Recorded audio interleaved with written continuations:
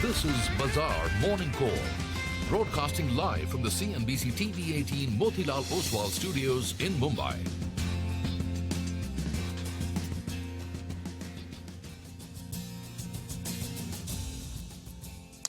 Hello and welcome to Bazaar Morning Call. We are coming to you live from the Motilal Oswal CNBC-TV18 studio. I'm Nigel D'Souza. Joining me today is Sonia Shana, who's coming back after a holiday, and Rima Tendulkar as well. Morning, girls. Hi, good morning, Nigel. Good morning, Rima. Good to see you, Sonia. It's been a while. It's been a while, yeah. How was your holiday? It was great, thank you. And so much has changed, right, in the last 2 weeks. I mean, there's now GIFT Nifty instead of SGX Nifty. Their markets hit record highs. There are threads and you missed the battle in the biking industry. Bajaj has launched the phone, and I was just thinking about it. All this in just 2 weeks. So it just goes to show that the markets change so much in a matter of time, and then things are all still good. I think by and large. I think the last time we had you on the show, Sonia, we were wondering about 19,000 odd. You were away. We went to around 19,500. Now you're back. Hopefully, you're the good luck charm. You take us to 20,000. But Nigel, I was just thinking every time I go and leave, the market surge.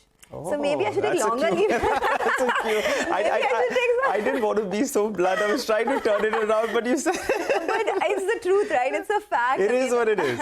And now, the market, I think only on Friday is when the market was slightly under a bit of pressure, but largely the setup looked very good. So let's kickstart with just a couple of data points before we, of course, get into the details.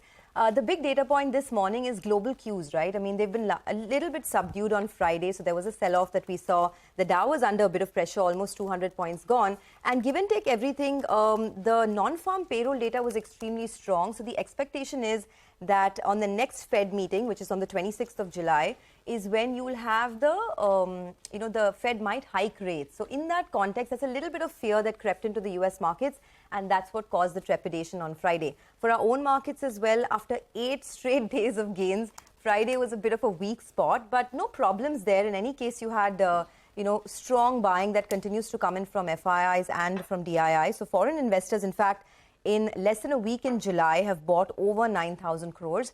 Now, if you look at the setup, it's going to be an earnings-heavy month, and we kickstart this week with TCS and HCL Tech on the 12th.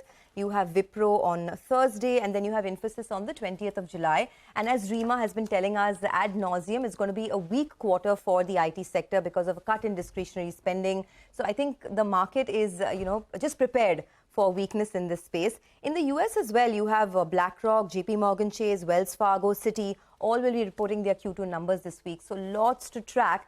And I think your work is going to go up in the next fortnight. Are you prepared for that?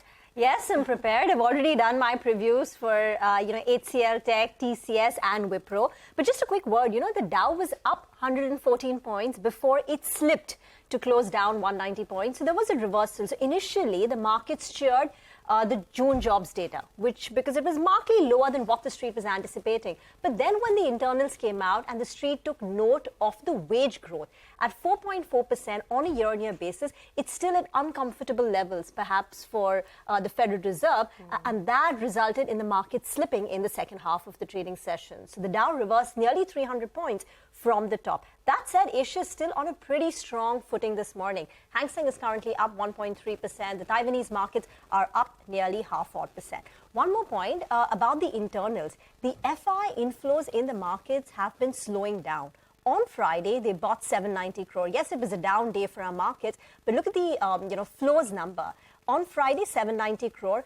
But over the past week or so, we've been averaging inflows of nearly 2,000 crore. And the DII selling has also picked up on Friday, inching towards 3,000 crore. So as a result of this, the net institutional flows turned decisively lower. And on Friday, we're looking at that down, a net sell figure of more than 2,000 crore rupees. And, talking about earnings, while the heavy lifting will be done by IT, you still have some other mid-caps reporting numbers. You've got a Federal Bank, Bandhan Bank, a D-Mart on Saturday. So keep your eye out on these mid-cap companies reporting numbers this week, even as technology will dominate the action and the sentiment. Nigel. All right. In Friday's trading session, actually, it was some sanity that prevailed, right? We had a pullback after a few trading sessions, and that wasn't too bad. Also, a couple of other data points. The PCR, well, it was running away to around 1.5. When we make this point, it's trading at the upper end of the range. The PCR cooled down to around 0.89. The FIs, well, they were showing us the big money. They were adding longs as well. And I was making this point on Friday morning as well. It was getting too comfortable for comfort, maybe a little bit too cute. So we saw them adding some short positions and they wrote calls as well. So as trades is set up today, the IT stocks, well, they are likely to see more or less a consolidated phase or maybe, in fact, a bit of a downtick as well getting into earnings. So don't expect much from the IT space for the bulls. The Reliance Industries, that's the one that could support for the next 9 to around 10 trading sessions because you have the demerge of the Reliance Jio Financial Services, which will move out of there. So in the run-up to the record date, you could see some pre-buying on that one and the bulls will be banking on that one. Now, till the Nifty holds at 19,000 odd mark, you'll have to say that this uptrend is pretty much intact. Let's get to a couple of data points then. The net institutional figure, well, it was a negative number for the first time since the 26th of June 2023.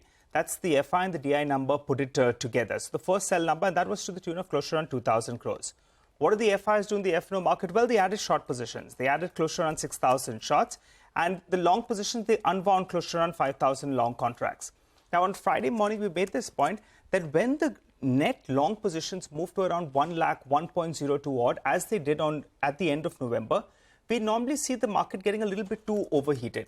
And that's why that's pulled back a little bit. Now, the net long positioning, it's still very, very high, but it's come down to around 92,000 odd level. I think you should keep that trigger. Once it moves to around 1.02 lakh contracts, net long positions, that's a sign of caution. On the index option side, well, they bought calls. They bought close to 5 lakh call contracts. That was in the ratio of close to 2 calls for every 1 put. The problem for the bulls is they're writing calls aggressively now. And they wrote close to around 5 calls for every 1 put. More than 3.4 lakh call contracts is what they wrote. And there were 2 strikes that were very active. 19,400 call, 19,500 call. Between them, they added close to 1.5 crore shares odd. So aggressive writing being seen out there, which brings us to the levels. Now, since you're seeing writing at around 19,400, 19,500 call, that 19,500, 19,520 level, that becomes a key resistance zone on the upside. That was the recent high as well. On the downside, till that 18,930, 18,000, around 19,000 odd, that holds out, you'll see this uptrend is intact. For today, I'm looking at the support level at around 19,233 to around 19,285. I say this because there was some bit of writing that was seen at around the 19,400 and 19,300 put. The Nifty Bank, that's going to be in the important one out here. Remember, it pulled back in Friday's trading session. You have the near-term support at around 44,700. And that's because the highest open interest on the put side is at 45,000 put. So keep an eye out on that. If that breaks, then you're looking at a deeper correction towards the 20 DMA. The GIFT Nifty is suggesting some bit of green to kickstart trade. I think you get a bit of a pullback in today. Keep a stop loss in place. And given the kind of correction that we saw in Friday's trading session, maybe we could look at buying it. But buy on the dip, don't chase the opening.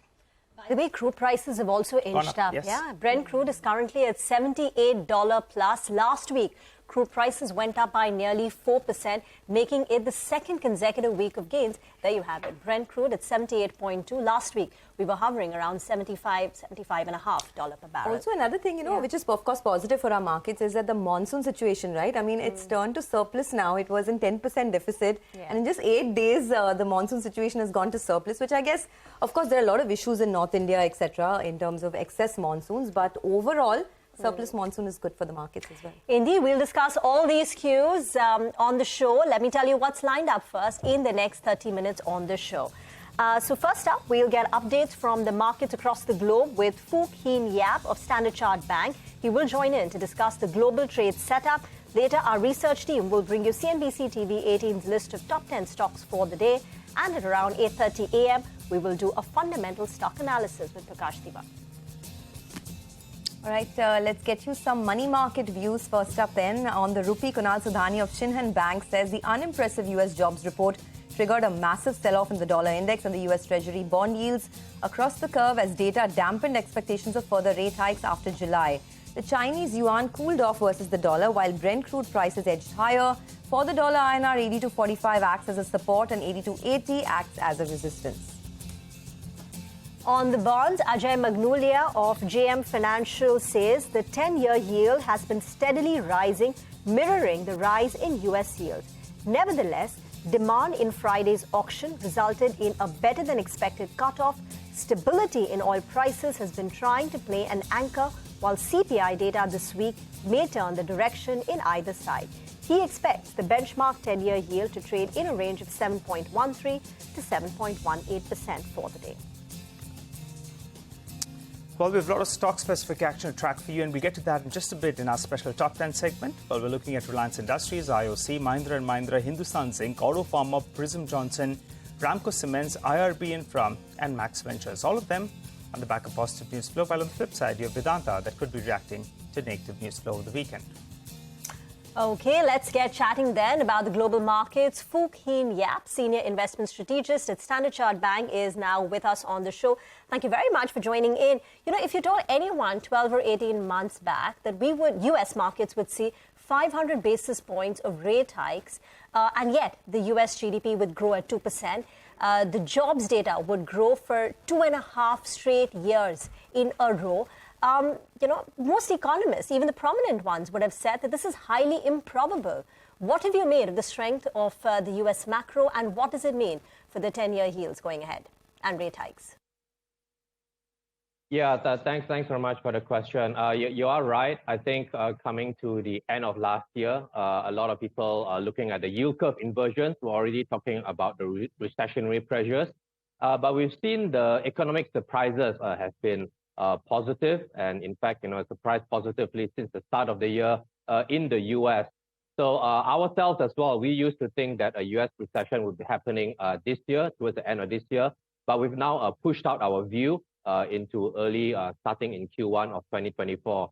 And I think a primary driver for that has been the U.S. consumers because of the pent-up savings from the pandemic. By some estimates, it went from 2 trillion down to about 1 trillion now. So they still have some excess savings they can use, and that's been keeping the economy stronger than expected. And I think by the same token, the U.S. market has been doing well in terms of how the data has been supporting it. And so that's really something that's been holding up the U.S. economy, and a surprise, as you say, because many in the street, ourselves included, thought a recession would happen this year. So the effect of that, we think, is that it's still going to be keeping equities in the U.S. supported, at least for the next 6 to 12 months. In our view, we have more of a neutral view. We see it as a core holding for us. But look, we've got a lot of key data points, right? We've got the CPI data this week, and that's going to be very live. The market is already expecting the Fed will be hiking 25 basis points later this month. But the CPI data is going to be quite key. It's a big driver, we think. And we've seen the expectations can change very rapidly. It's been a very volatile rates market. So that's something we're watching. Secondly, as well, is the earnings data, which is going to be coming out, and the expectations and how that will impact the corporate earnings outlook for 2023 and 2024. But look, to your question, I mean, it's pushing now at about 4% on the U.S. 10-year Treasury yields. We think your next kind of a resistance level is 4.08 and then 4.2%. Whether we get there, we think we will be dependent on the data. But we very much like the view of buying a long duration and long 10-year and equivalent high-grade government bond yield, because we think that we are coming towards the end of the Fed hiking cycle. And therefore, as yields drop, as we expect in 6 to 12 months, that's an opportunity because you get a capital gain on your high-grade government bond. Got it. So, Fook, you're saying you've pushed out your U.S. recession expectations to Q1 of CY24, but you've not ruled it out completely, given how strong the U.S. economy is, correct? Got that. What about a market like India? We've been hitting new highs as well in the Indian market. Are you as sanguine about it? And do you think there's lots more to go towards the second half of the calendar year? Well, we do like India. We think regionally, we think the whole Asia region, in fact, can outperform global equities. So within our equity allocation, we are asking investors and clients to rotate towards Asia. That's our preferred. Although, I mean, we are advocating to allocate broadly across China, India, even Korea and Taiwan and Japan as well. India has been amazing. We think the growth there has been great, especially in the small and mid caps. The revisions has been extremely strong since the start of the year. So the revisions in the earnings data for the small and mid cap has been good. So that's something we do favor. But overall, for the India market, It is pricey, but growth is very strong. We think it reflects that. But we do like the Asia region and India relative to global equities. And it's really in terms of the point of the cycle where we see growth still picking up in China and in India, whereas in the US and the Europe, we see policies there trying to slow down growth because of the worries about inflation. Hi, Fook. Good morning. Nigel on this side. Fook, I think the last time you joined us, you told us on global equities you were neutral. Do you hold on to that view as well? And within the Asian markets, your pecking order, I think, was India, China, and Japan. Has that changed? Yeah, we are still neutral on global equities. So our preference within the whole asset allocation space is really towards long duration, high grade government bonds. So within equities, we are neutral globally. In terms of the pecking order, though, we are advocating to allocate broadly. So at this point of time, there's no specific pecking order. We are talking about allocating broadly across India, China, Japan. That. You have a great week, Fook. Thanks a lot for speaking to CNBC TV18. I always appreciate your thoughts. Keep it coming. Let's slip into a quick break on that note. On the other side of the break, plenty of stocks to start the week with. So don't go anywhere. We'll be back in a bit.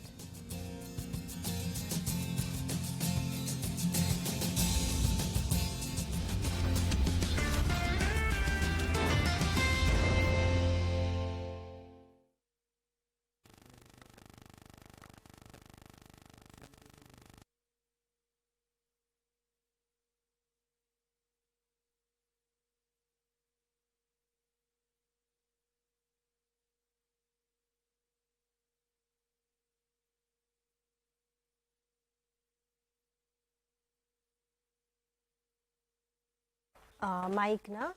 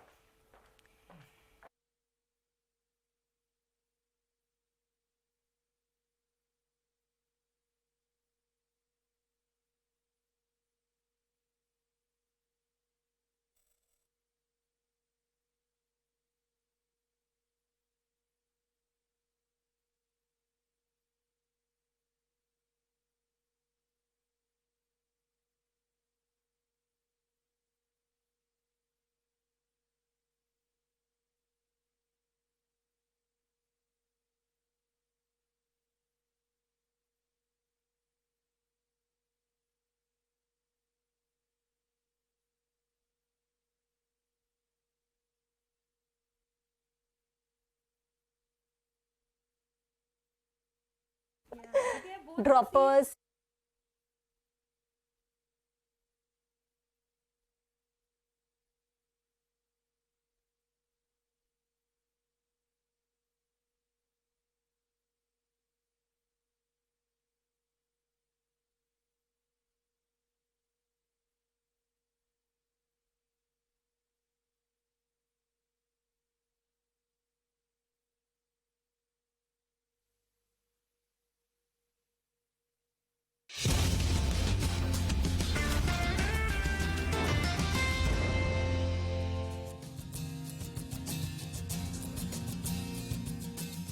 Welcome back to Bazaar Morning Call. Plenty of stocks to talk about, so without wasting any time, let's get straight to it. The first stock on our radar this morning is Reliance Industries, and we're going with green on that because the board of Reliance Retail has now approved a reduction in the equity share capital of Reliance Retail, and the consideration has come in at 1,362 rupees a share, which is positive for Reliance. And of course, we're going with green on the stock. Most brokerages, as per Bloomberg's estimates, had a level ascribed a value of anywhere between 900 to 1,000 rupees a share in their SOTP, and the list will come up for you on your screen. So this is, of course, positive. Now, UBS put out a report where they said that this sets a floor price to future value unlocking for the business. It should bring a lot of confidence to the retail business value in the SOTP.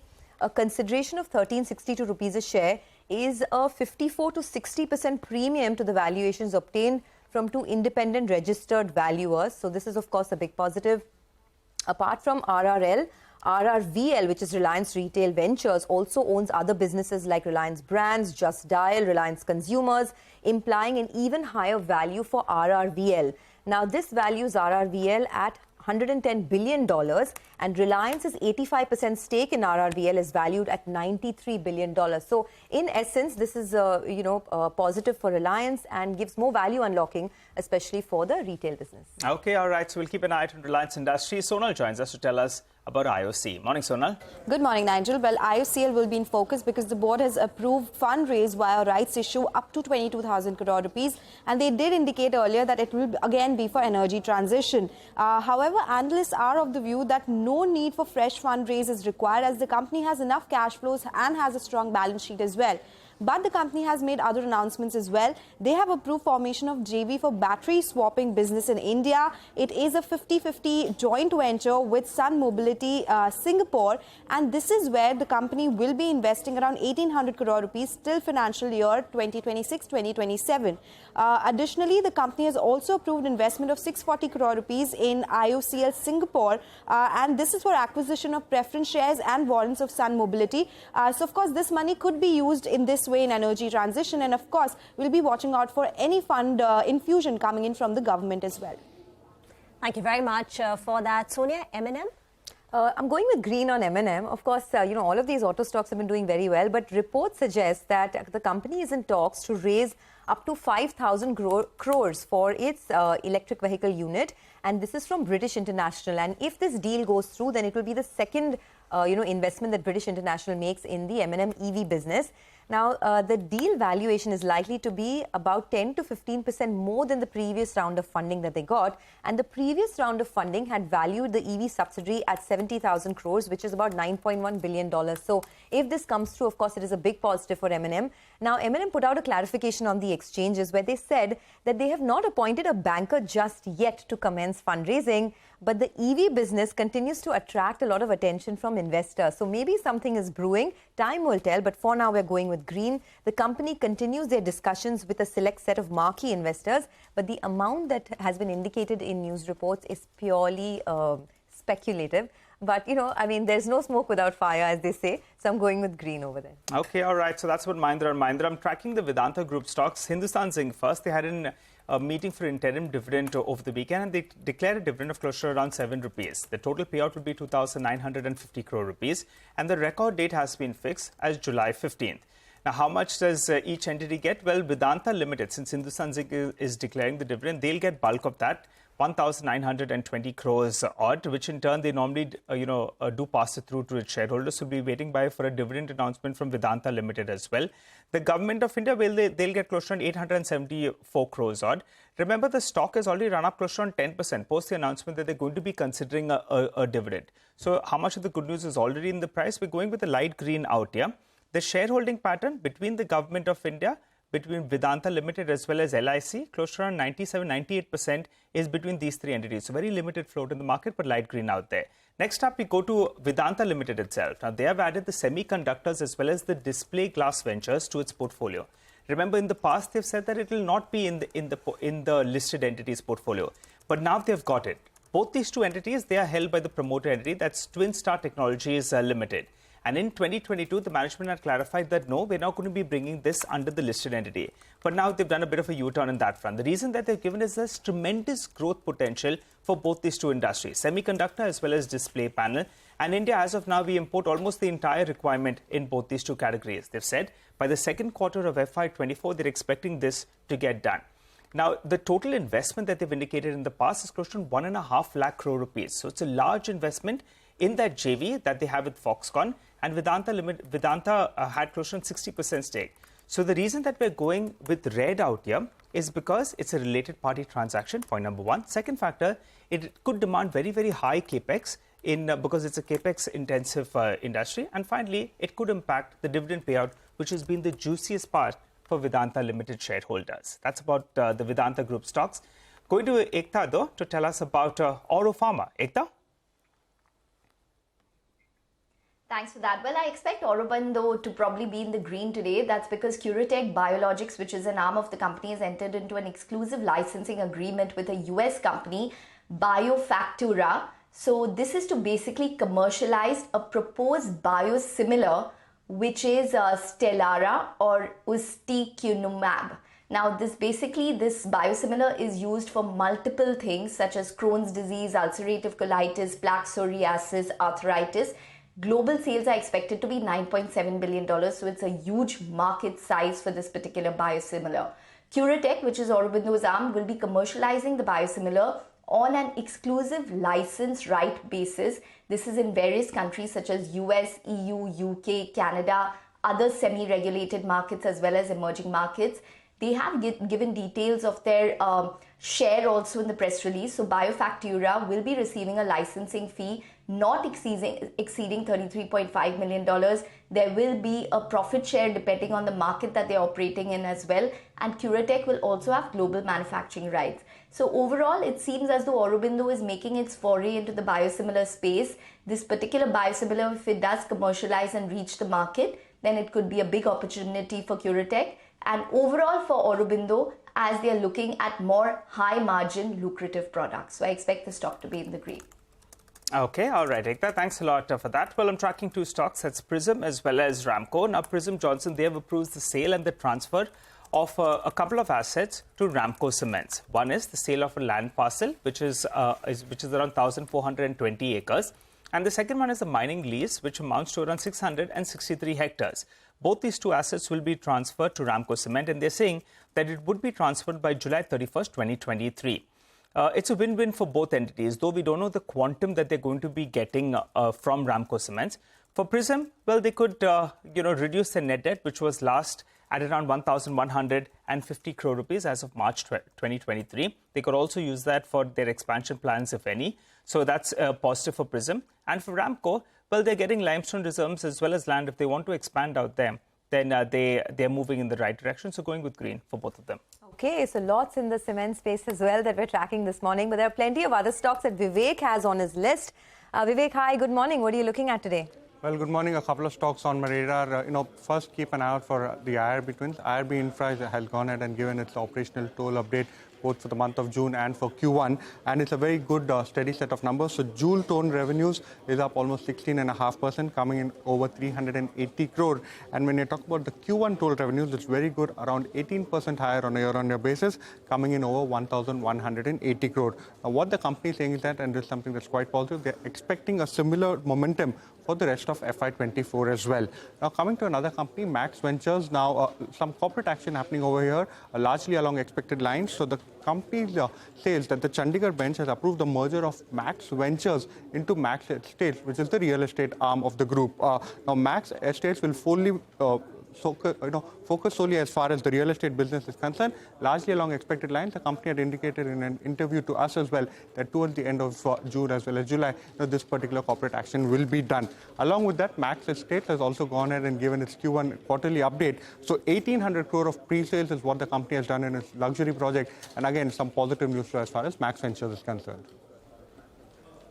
Okay, well, thanks a lot for that, Vivek. Here's a quick recap then of our top stocks that we're looking at. Stocks with positive news flow today. There's Reliance Industries, IOC, M&M, Hindustan Zinc, Aurobindo Pharma, Prism Johnson, Ramco Cements, IRB Infra and Max Ventures, while the only stock with negative news flow today is Vedanta. But in case you're wondering about all the brokerages that that have come out with their reports and what they're saying, Rima has put the focus on that. Rima, over to you. Let me start with Tata Motors. So Tata Motors on Friday, just about 30 minutes before they closed for trade, announced that in the month of June, JLR posted a 30% jump in the wholesale volumes and that they're on track to generate a free cash flow of 400 million euros. The street liked the development, and as you can see, the stock in the last 30 minutes surged to close with a gain of about 3%. CLSA has written on this development. They believe the path to the company's higher volume, margins and FCF remains clear. FCF is free cash flow, which is why they have a buy rating and a target price of 690. Morgan Stanley has downgraded Titan. They've downgraded it to an equal weight. They've set the target price at 3,207. They believe the risk-reward is balanced. And following the strong performance that we have seen There are no wedding dates in Q4 due to Adhik Maas. There are fewer wedding dates in Q3, so that makes them a bit cautious. So their target price is at just about a 50 rupee premium to where the stock currently is, equal weight rating. On the other hand, Kalyan also reported their quarterly update last week, and it was very solid, about a 30-35% jump in their overall sales. According to Citi, the growth journey for Kalyan has just begun. On margins, the company has said that the gross margin at the showroom level has improved on a year-on-year basis. The reason it's declined on an absolute basis, on a year-on-year basis, is because of a higher contribution from the franchisee store. The store expansion momentum continues to remain intact. They added about 12 new Kalyan showrooms in Q1, and the management expects 20 more showrooms to be added across non-South before Diwali. And finally, United Spirits Limited. If you remember, on Friday, Karnataka state government in the budget announced that the taxation, the excise duty on beer would go up, and even on IMFL. So Macquarie has written on that. They have an underperformed rating on USL. They believe the Karnataka tax hike will weigh on growth. Brands will look to revisit the pricing on their brand to offset the hit at the consumer level, and therefore they are a bit circumspect on United Spirits. Target price is all the way down to 700 rupees, and the stock on Friday had closed at 914.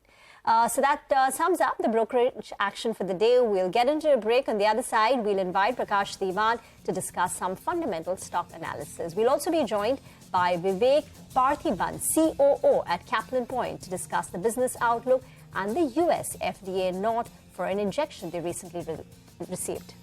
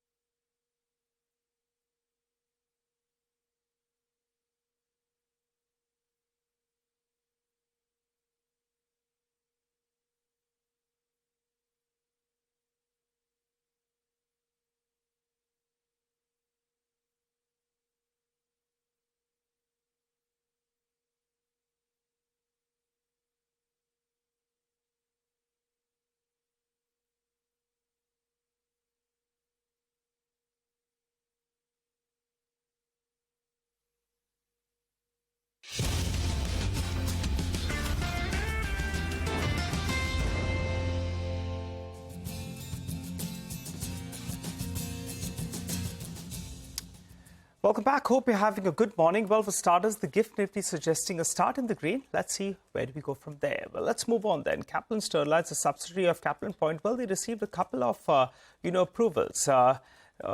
We have with us Mr. Vivek, the COO at Kaplan Point, who joins us on the show. Hi, Vivek. Good morning. Thanks so much for joining in. Well, has there been a slowdown in any kind of approvals you're getting for your US arm? That's Kaplan Sterlites. Could you tell us? Could you give us further details?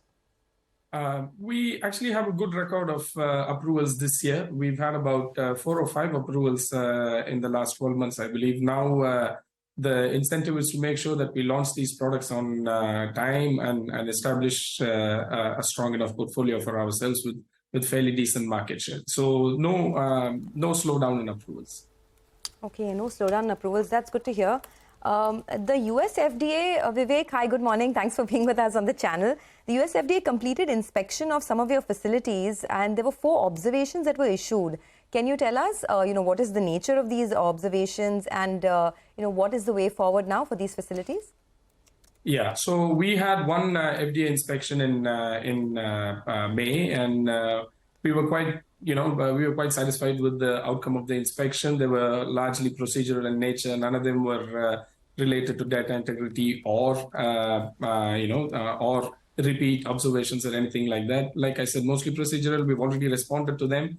Now we are anticipating the EIR to come through in the next couple of months. Okay, so in the next couple of months, you will get the EIR report from the US FDA for the Gumidu Pundi facility. I think as of Q4, Vivek, your order book was about 230 to 240 crore rupees. What does it currently stand at right now? So as described before, we are targeting close to 300 crore as the revenue for Kaplan Steroids this year. We're well on our way. Obviously, as usual, as typically what happens is the first 2 quarters, it's a bit slower than the third and fourth quarter.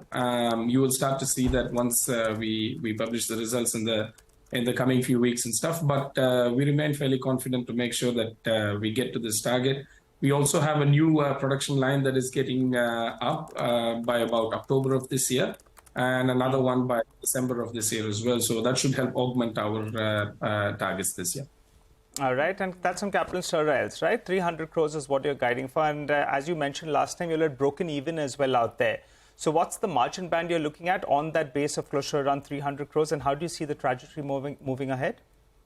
Yeah, so our target is to make sure that our Kaplan Steroids is, gross margins and everything are very similar to our parent companies, which is somewhere around, when I talk about EBITDA and all of that, you're talking about 30% plus.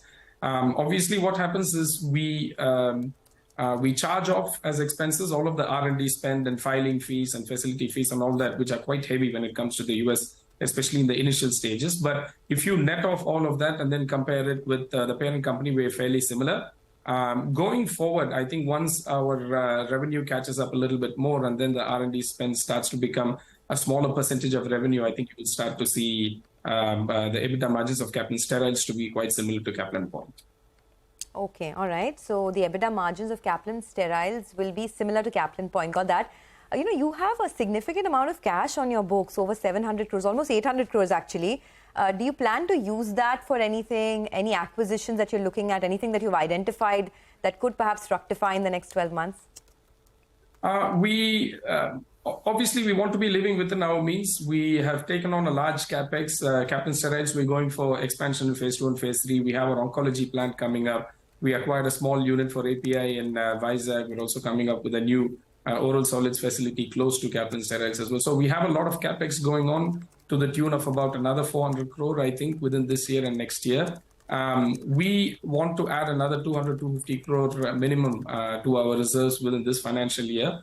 And don't forget that there's going to be some OPEX and some more R&D coming up for some of these new facilities and stuff.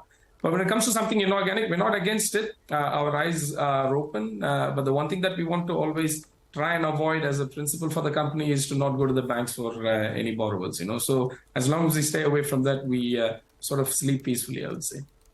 Mm-hmm. Vivek, while 86% of your revenues comes in from Africa, you are looking to grow the balance. 14% of your revenues comes in from the US. How many products are currently under review with the US FDA? How many approvals are we likely to see this year? Yeah, so around 82% are from Latin America, actually, around 3-4% from Africa and the rest from the US.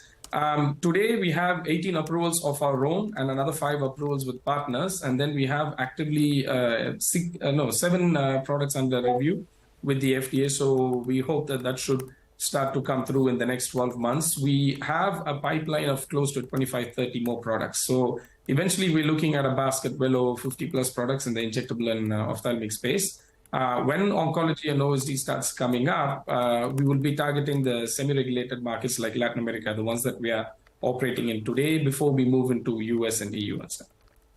Okay, got that. One final question then, Vivek, from my end. There was a lot of pricing pressure, I understand, in the complex generic space, but now there are some reports that that has stabilized a bit. Would you want to tell us how the situation is as far as pricing is concerned?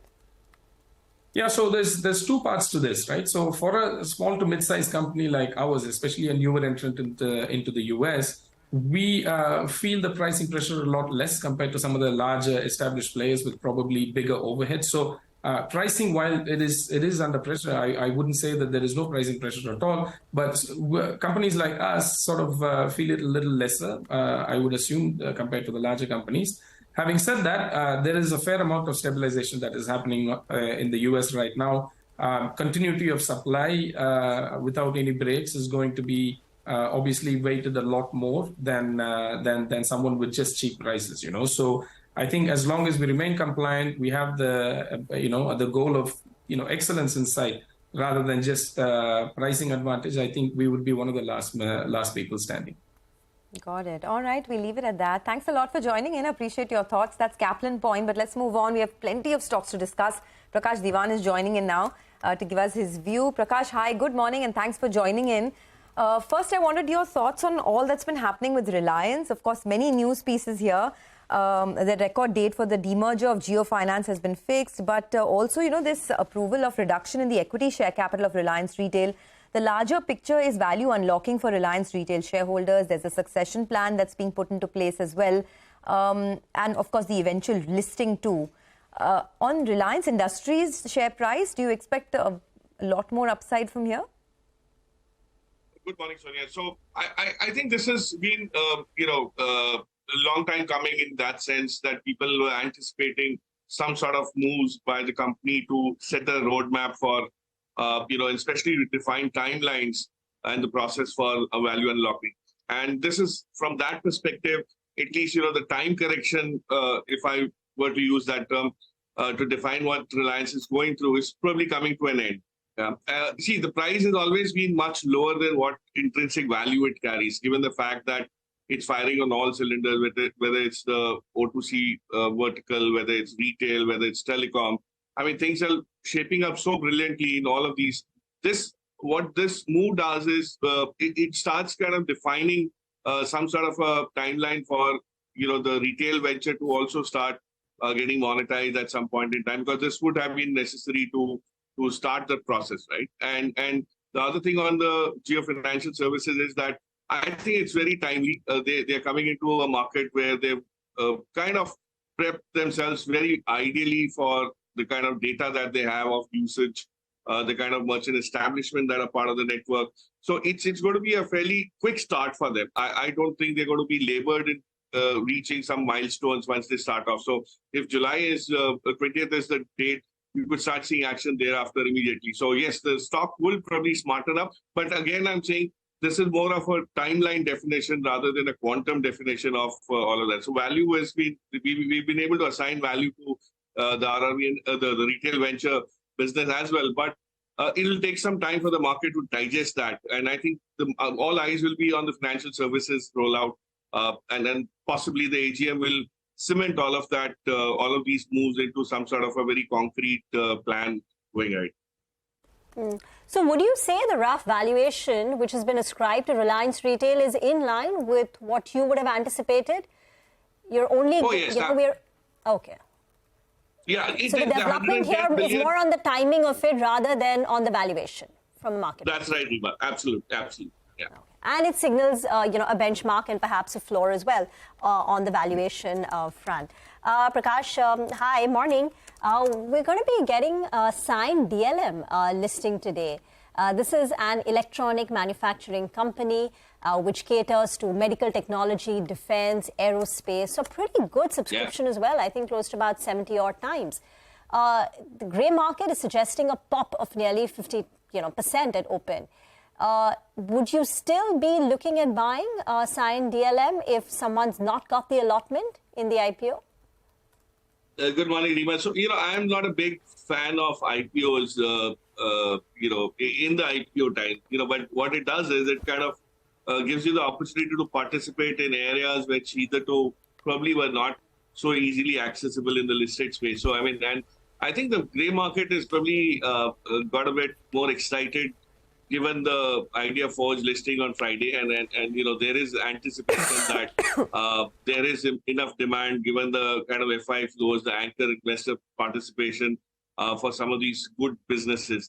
But let me also remind you that the valuation that the market starts ascribing post IPO at times can get unreal. And that's exactly where you may not be able to get value immediately or find great value, but it will probably be a momentum play at this point in time. So let it, cool down. But, for example, the EMS or the electronic manufacturing solution business in India is still way, way short of what global standards. I mean, we are close to about 14 billion. Even Vietnam and South Korea are way ahead of us. Forget China. China is right at top at 900 plus, but even these two markets are pretty active and big. So there's a long runway in that sense. So there is growth. I mean, the optimistic view is there is growth, but everything's good at a price. Some of these stocks could probably become expensive for some time till there is some sanity that comes into this thing, or better options that come into the space. All right. Hi, Prakash. Good morning. Hope you had a good weekend, Prakash. Well, in Friday's trading session, the markets ended virtually at the low point of the day, but the stock that ended at the high point of the day was Tata Motors. In the final hour of trade, you got news that the JLR sales were up by close to around 30% on a year-on-year basis. And also they're guiding for free cash flows to the tune of around £400 million for the quarter gone by. Do you expect some follow-through buying? Now it's not a 400-500 rupees stock. It's more than 600 rupees. But the news flow indeed was positive. Good morning, Nigel. Yes, thanks. I did have a lovely weekend in spite of the 500 points loss on the sensex on Friday. But, the Tata Motors play is getting to become now a twofold, two-vector move.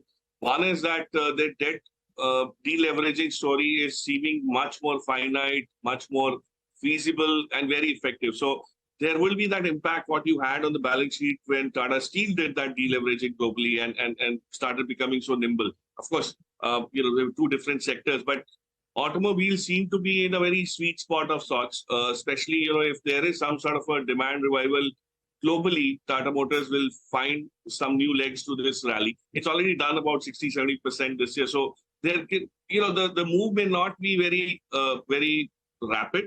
But what it does is it sets a floor for Tata Motors to now be in this range. I mean, I was one of those believers that Tata Motors would not be able to scale these heights a couple of years back so quickly. But they've done smartly, they've done the right things. And interestingly, the EV business is where the competition is hotting up. I mean, you have M&M wanting to get into that space. You have Maruti launching only hybrid vehicles. So there is going to be a lot of competitive forces, intensity that will start impacting the market, the stock. But I think this deleveraging story is very big. It is something which is significantly going to move Tata Motors into a new orbit once that happens with this balance sheet. And don't be surprised if they actually end up getting into newer businesses or newer verticals within the auto space, especially the commercial vehicle side, which is languishing a bit. So, yeah, to answer your question specifically at 600, 18, 20, does the stock kind of have more legs? Marginally, yes, but it'll probably consolidate now and set the floor for around 575, 80, and then kind of have the new move and the next level of move when the balance sheet deleveraging starts fructifying. Oh, absolutely. And this is very important, right? The fact that the management now expects free cash flow generation in excess of £400 million. Axis Capital, in fact, released a note this morning where they said that the expectation was about 300 to 350 million pounds. So in that context, the free cash flow generation that the management has put out is higher than analyst expectations, which I think should get factored in perhaps in today's move as well. There could be a move higher this morning.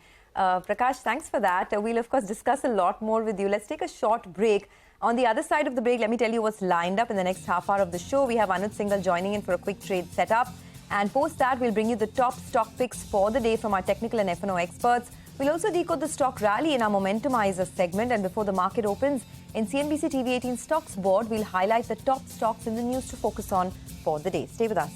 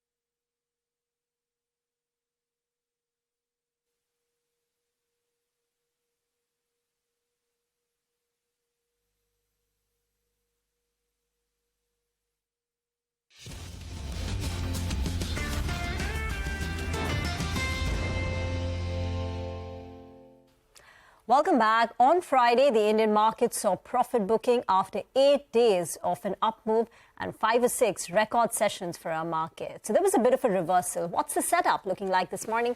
We've got Anuj with us. Anuj, hi. Hi, Rima, Nigel, Sonia, morning. Good to have you back. The thing I'm focusing on today is the big FI number, especially in the futures and options market. Now, there's been selling of 975 crore rupees in index futures, stock futures 2370 crore. But this number, just look at this eye-popping number. 32,500 crores is the number in index options. Now, where did this buying really come from? Looked at the numbers further. Within that, what is really interesting is, and I think this is a number, and kudos to NSE for giving us separate data now, there's a buying of 35,385 crores in Nifty options, and there's selling of 4,300 crores in Nifty bank options. Now, that is okay, but this is a number to focus on. On a Friday, why would you buy 35,000 crores of Nifty options? I think that was really very interesting. And within that, what you found was that in calls, there was buying of 5 lakh options and writing of 3.4. So net about 1.6 lakh. So what my Baniya Buddhi tells me is that this is basically call spread. You buy calls of 19,400 and you sell 19,600, 700 thereabout. In terms of index puts, 2.2 lakh buying and 0.65 lakh writing. And that, my sense, is mainly in Bank Nifty. So the sense I get is there's been buying at 19,400 call on the Nifty and selling and buying of 44,700 put in Nifty Bank. A bit of a pair trade perhaps has been taken on the market. Now that's of course an assumption based on the numbers that we have. In terms of what to watch out for Nifty, the first support is a 10-day exponential moving average, which is placed at 19,200, and the bigger support is at 20-day exponential moving average, which is placed at 19,000. So the texture is still buy on dips till these two levels are holding, and on the upside, the first resistance will come at Friday's high, which was 19,523. Anuj, we were just discussing with Nigel as to 2 weeks back, the last time I was tracking the markets, we were discussing whether 18,000 is something that would hold or not. And lo and behold, here we are after 2 weeks, right? Debating at 19,500. In a few days, we were talking about 20,000, Sonia. My view has been very clear that 18,000 to 19,000 took 21 months. 19,000 to 20,000 is going to take 21 days. And I think I'm still standing by with that. Okay, I remember you said once that you're sticking your neck out, and luckily your neck is still intact, right? The views have come through. Thanks a lot, Anuj, for that. Well, let's take this view forward with Mitesh Thakkar and Shrikant Chauhan and ask them whether they continue to be bullish on the market or not. Both of them join in this morning. Mitesh, hi, good morning. Good to see you in. How are you feeling about the market now? Do you think some consolidation is likely, or is it just a bit of a pause, taking some time off before the next leg up? Good morning. So, on Thursday and Wednesday, I was warning about the overbought indicator situation on the intraday chart, suggesting that we could possibly test 19,350. And if we start breaking below that, the correction could be slightly, or the profit booking decline or a pullback could be slightly stronger, and we might head towards 19,200. My sense is that next few days could be, yes, consolidated, but as long as we don't break 19,200, the trend will be on the upside. And declines closer to that would be opportunities for me to take and add on to long positions. So 19,200 remains a very important level for me on the charts and on the upside. Therefore, given the fact that we are still overbought despite the fall on Friday, my belief is that we might not be able to cross the recent highs very easily. So it could be a 19,200, 19,500 kind of a range. And then I think we should again continue our journey up after a few days of sideways activity. Okay, all right. Mitesh, thanks a lot for that. Morning, Shrikant. Welcome to the conversation as well. How would you trade the index? We had a bit of a pullback. One would say it's healthy. You don't want to see us break that 19,000 odd mark though. If you get an intraday pullback, will you look to buy into the Nifty or will you buy it at the start itself? Yeah, good morning, Nigel. Yeah, I think if there is any pullback during the day, close to, let's say, 19,400 or 450, we should look for reducing some long positions, or in fact, we should look for creating some short positions with a stop loss at 19,530. We are not expecting market to cross the level of 19,530 so easily. It is going to spend time. So for the day specifically, if there is any pullback, we should look for reducing some positions or creating short positions. But in case if there is any quick correction close to 19,200 levels, then there we should be a contra buyer with a stop loss at 19,150. For the Bank Nifty, there also 44,700 is going to act as very good support. And if we see any drop close to those levels, we should be buying that. Okay, all right. Thanks for that, Shrikant. Why don't you go ahead and tell us some of your stock picks as well for today? Yeah, I think from the bank space, specifically from the BFSI space, stocks which are undervalued or which are very close to their important support areas, but there is like clearly upside. I think in those stocks we are seeing buying, and all these PSU stocks are doing really well, but most of them are now from far away from their recent lows. So we like Axis Bank, which is not a PSU bank, but which is very close to its important support areas, and fundamentally also there is upside. So close to 975, 978, it's a buy with a stop loss around 960. We are expecting this stock to cross the level of 1000 this time. So Axis is a buy at current levels. The other stock which we like is PVR, which was very close to its important long-term support area of 1350, 1370, and from there we saw good amount of recovery. So at current levels, I think the stock has formed double bottom. It is heading for the levels of 1500 or maybe 1530. It's a buy at current levels with a stop loss around 1380. All right, and Mitesh, how about you? So I have a mix of buy and sell calls, and PVR features on my list as well. I would suggest taking long positions here, and the stop loss which I would suggest is slightly aggressive, about 1410, target of 1490 to about 1500 on the upside is what I recommend. Also a buy on IOC with a stop at 96 for targets of 105. And on the sell side is Dalmia Bharat Cement, looks slightly weakish on the intraday chart, so could give a pullback. Sell here with a stop at 2185 for targets of 2070. And UPL is a sell with a stop at 673 for targets of 640.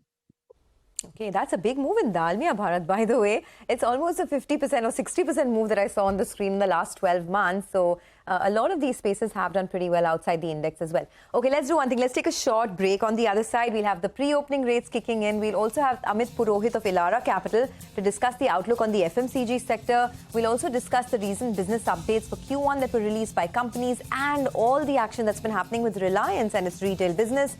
More on that coming up. Stay tuned.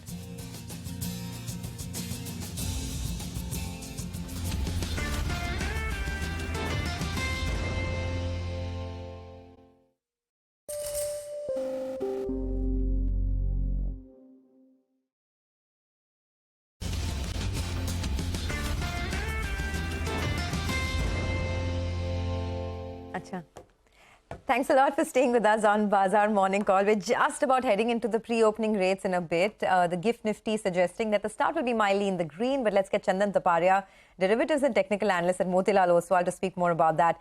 Chandan, hi, good morning. Good seeing you. Well, for the market itself, it's been such a strong run, barring one day on Friday. Do you think we're going to resume our uptrend? And if yes, what are the stocks to look at? Good morning, Sonia. Thanks for having me. So really, we have seen good rally in the market in last couple of weeks, but last 2-3 days were some sort of consolidative. Even on Friday, it made high near to 19,525, but in second half, we witnessed some decline. So major trend is positive, but short-term trend is turning into the overbought territory. And because of that, market is finding some pause. And I believe this consolidation would over in next 1-2 days to commence the next leg of rally. So any declines towards 19,250 would be the opportunity to buy with major support of 19,100, and we are expecting this rally to extend to us not only 19,525 but looking for a new high to us 19,750. So utilize this decline with major support of 19,100 for the positional target of 19,750 and beyond in the Nifty index. If I look at the data setup, put call ratio fell down, but yesterday, like on Friday when market was down, your VIX was also down, which is indicating that again decline could be bought in the market. Now looking at the Bank Nifty index that is making lower highs from last 3 days, has multiple support near to 44,444, and that support could act as a major role reversal level to extend the move towards 45,500 kind of level. Now looking at the stock wise, recommending to buy on Tata Motors. We have positive on most of the auto name, and all the auto stocks are in the 5th gear, and Tata Motors is one of the strongest counter, which has given a 8-year slow consolidation breakout by surpassing the previous hurdle of 606. We have seen open interest addition of around 6 to 10% in the last 2 days. And fresh put writing is also indicating momentum in the counter. So recommending to buy with support of 606. The stock has potential to rally to our 650 level. Second trading idea, that is buy on Glenmark from the pharma space. We have seen 72 months long consolidation breakout here and holding well. above previous hurdle of 680. Even positive price action indicating momentum to extend to a 720. One can buy with a stop loss of 675 in the Glenmark. Last trading idea, there is buy on Apollo Tyre. In last few days, we have seen good run up in most of the tire stock, including JK Tyre, C8, Balkrishna, and in F&O space, we like Apollo Tyre. The stock is continuously making higher top, higher bottom on the weekly scale. Recently, we have seen good recovery from 395 to 420. Short covering is also visible. So one can buy Apollo Tyre with support of 406 and stock has potential to ready to as 435 level. Okay, Chandan, thank you very much for that. Let's find out where the momentum is. Mangalam joins in with today's Momentumizer stock. Mangalam. Well, good morning. So I'm looking at Castrol because on Friday, where all the other stocks were declining, Castrol was the only one which is up around 2.5% and with good volumes as well, nearly 3 times what we've seen in the last 2 weeks itself. But, you know, I was looking at the long-term performance of the stock and it's been a bit of an underperformer. In fact, in the month of June, it's up 6% and in 2023 itself, it's up around 4%. So up until the start of the June, the stock was actually lower for the year itself. In the last 12 months too, it's rallied just about 19% and from its 52-week high, it's still down about 6.5%. But from the lows, it has seen some pickup. It's recovered about 20% from its 52-week low. And lately, we've seen a big surge in a lot of these auto ancillary and tire stocks as well. So that could perhaps be a bit of a trigger for names like Castrol as well, because it is related to the auto sector. But apart from that, crude prices have been stable. The volumes for the company and margins are something that we'll be watching out for. And finally, keep an eye out on any sort of market share improvement coming in for them. The auto stocks doing well. Their raw material price has stabilized. So let's see whether there is more momentum in Castrol or not. Okay, all right. Mangalam, thanks a lot for that. Castrol India, that's a stock that Mangalam has picked up on our Momentumizers list. Well, let's move on then. Amit Purohit, VP at Elara Capital, joins us on the show to discuss about all the trends in the retail and the FMCG space. Hi, Amit. Good morning. Thanks so much for joining in. Well, before we get to all the quarterly updates that we have got, on Friday late evening, we got Reliance Retail. They'll be paying around 1,362 rupees per share towards capital reduction plan. What price did you ascribe to Reliance's retail business? And could you tell us, with this, do you expect the demerger to be in the works and value unlocking on the retail segment for Reliance Industries? Yeah, good morning. Sorry, I would not be able to comment much on this space as I don't cover the retail side. Won't.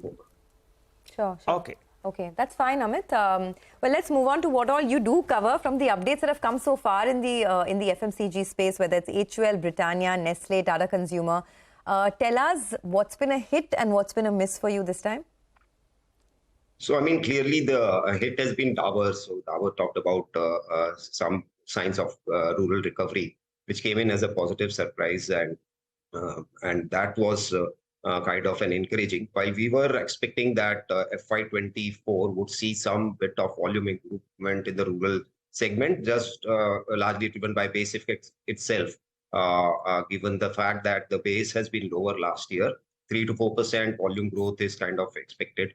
As far as the misses were concerned, miss was to some extent on the Marico side, but this was more to do with a sharp decline in edible oil prices, which had pulled down the value growth for Marico.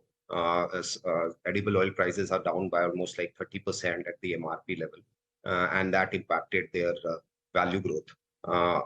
These were the two kind of positive surprise and a miss during the quarter, while GCPL was encouraging commentary coming in largely on the home and insecticide segment, which saw double-digit growth. Amit, for the near term, is there a risk to the margins of the FMCG companies? Tomato prices have gone up. These unseasonal in the month of June, there was no rain. Now in July, there's surplus rain, harsh rain. Is this playing havoc in terms of the commodity prices? Can you give us the near-term trend of commodities and how it's impacting the stocks under your coverage? Sure. So from a commodity angle, I think we are building in a kind of margin improvements while you highlighted tomato prices and all. From a FMCG consumer staples perspective, it has a little impact as I mean it doesn't feature much on the commodity prices, and I believe that will be transient in nature. Having said that, in the near term, broadly the margin outlook remains very strong for consumer staples, largely on two accounts: palm oil prices and crude. These two have corrected, and companies are likely to witness a strong growth. Q1, we are building a 20% plus growth in EBITDA, with clear outperformance coming from food companies as of now, which are benefiting from the lower vegetable oil prices. And then going forward, we believe that the non-food companies like Hindustan Unilever will also start witnessing margin improvement going forward. All right, Amit, I hope you're tracking this one. I wanted your thoughts on ITC. You know, we here at CNBC-TV18 learned that the company has set the ball rolling with regard to the hotel demerger. How much value would you ascribe for it? You know, I was looking at a rough analysis in terms of revenues as well as on the profitability front. It contributes 3 to around 4% oil. The problem is on the capex, the hotels business consumes more than 20%. So how much value would you ascribe if it had to happen? So, I mean, we are actually already, when we do our SOTP analysis, the hotel business, we already account for around 7 rupees per share. And that is already there in the numbers. Even if you remove the capex side of it, capital employed, there will be a marginal improvement in the ROEs by 1 to 2%. So that should be the case. But from an analyst perspective, we are kind of building in our numbers the hotel business separately. And while this strategy is a step in the right direction, as probably it will be able to focus more on the core businesses and remove the capex heavy business like hotels.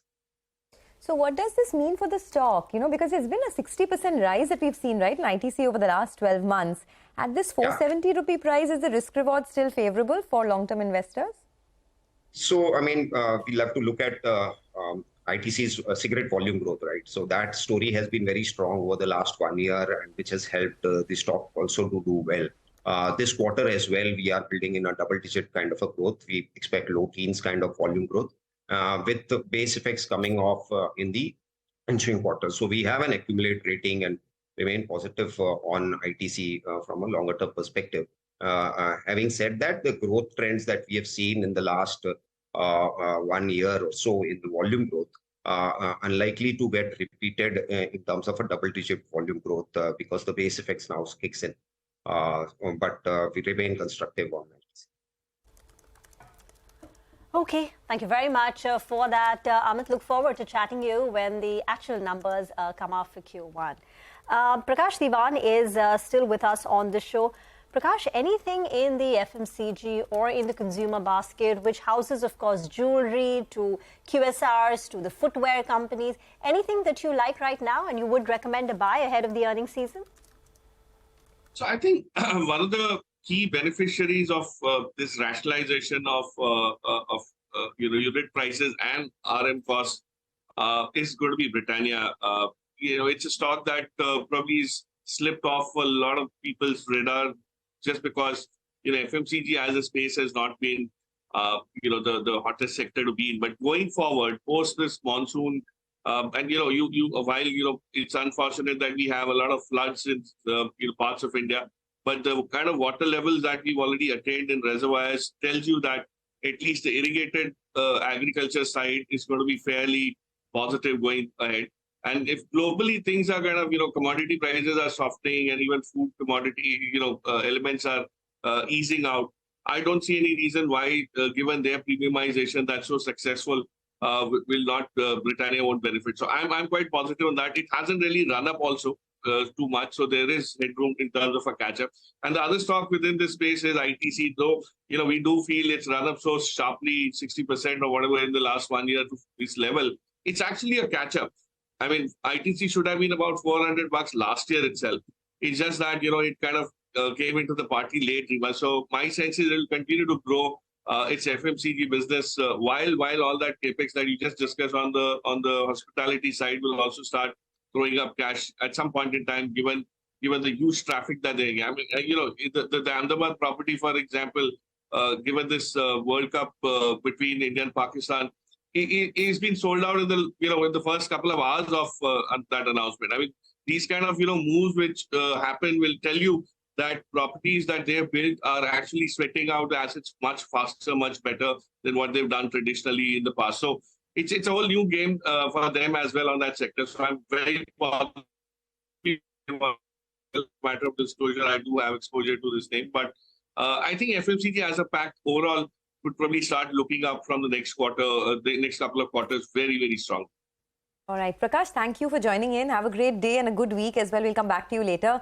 For now, the market opening is upon us. Looks like it's going to be a decent opening. Mitesh is joining in with some views. Mitesh, what's the big call at 9:10?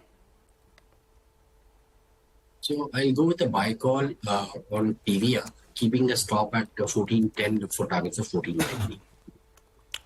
Okay, all right. Thanks a lot for that, Mitesh. Well, let's do a quick revision of the stocks that we're looking at. Vedanta Limited, well, in pre-open, it's more or less flattish with actually a bit of a positive bias. On Friday, they have announced that they're adding the semiconductors and the display glass ventures to its portfolio. So both those two entities. Now, both entities, they are owned by the parent. That's by Twin Star Technologies Limited. And in 2022, the management actually had said that the business will be done by the parent itself. That's Vedanta Resources. But now we know that, Vedanta Limited, that has all the cash flow. So it seems that they're a bit of a change of stance, and now they bring it into the listed entity. The reason for this move, they believe that there's huge growth potential in both these two segments. It's also good for India because as of now, we're importing almost entire of our requirements. The reason that the stock could have reacted negatively, which it hasn't, it's because it's a related party transaction. It could demand huge capex, given that the initial investment that they were talking about is 1.5 lakh crore rupees. And also, will it impact the dividend payout, which has been the juiciest part? So let's see how that stock reacts for the time being, mildly higher. But Sonia, what about Reliance? Oh, it is the biggest gainer, right? In pre-opening as well. So looks like that's going to be really batting for the bulls this morning, Reliance Industries. Now, if you missed out on the data, here it is. The board of Reliance Retail has now approved a reduction in the equity share capital of Reliance Retail. The consideration is at 1362 rupees a share, which is much higher than what a lot of brokerages had estimated. Brokerages, by and large, had ascribed a value of 900 to 1,000 rupees a share in their SOTP.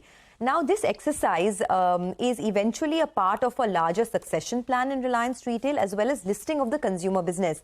JP Morgan, in fact, put out a note. They're overweight. They have a price target of 2960, which is much above the current market price of Reliance Industries. They say there are two key positives here.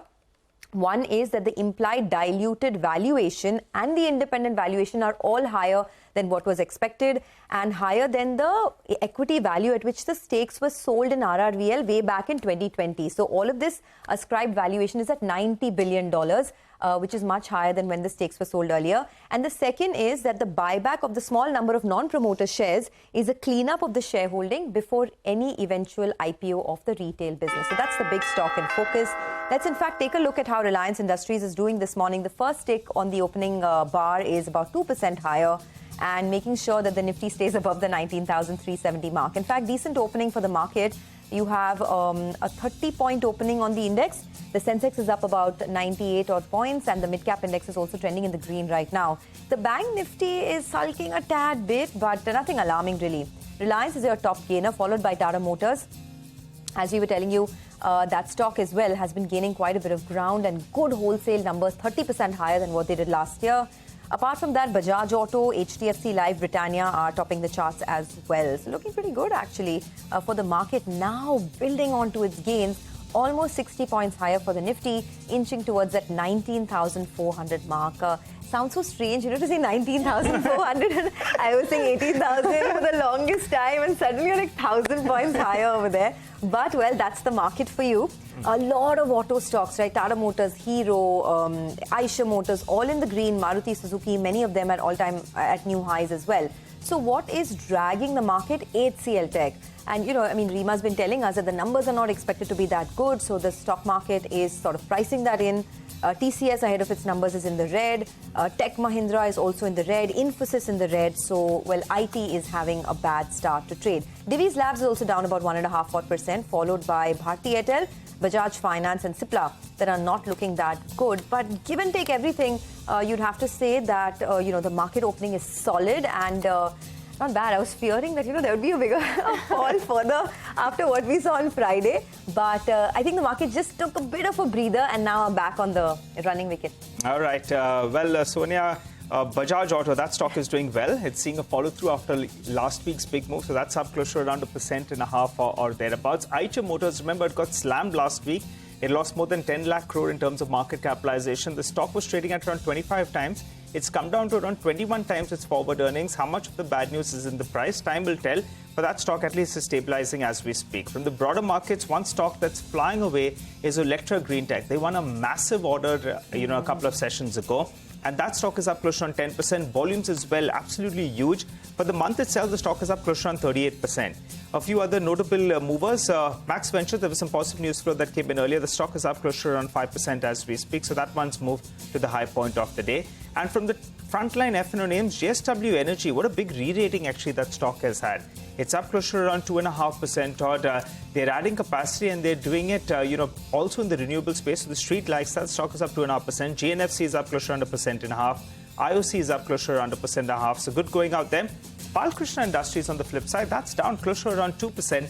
And Vedanta, for starters, well, it's as flat as can be. So no big reaction being seen on that stock. They're going to be getting both the semiconductor business as well as the glass business into the listed entity. But for the time being, that's as flat as can be. Hindustan Zinc, the stock ran up 10%, nearly around 9 to 10%. When they made that announcement, they're going to be considering an interim dividend. It seems the street wanted more. They declared a dividend of close to around 7 rupees. Remember, in terms of a float, there's only around 2% in the market. The remainder is locked between the promoter, the Government of India, as well as LIC. Stock down close to around 4%, giving back some of those gains that it put out in the past week. Rima, what else? Well, the flyer in, the stock which is flying in the mid-cap space is Keystone Real Estate Developers.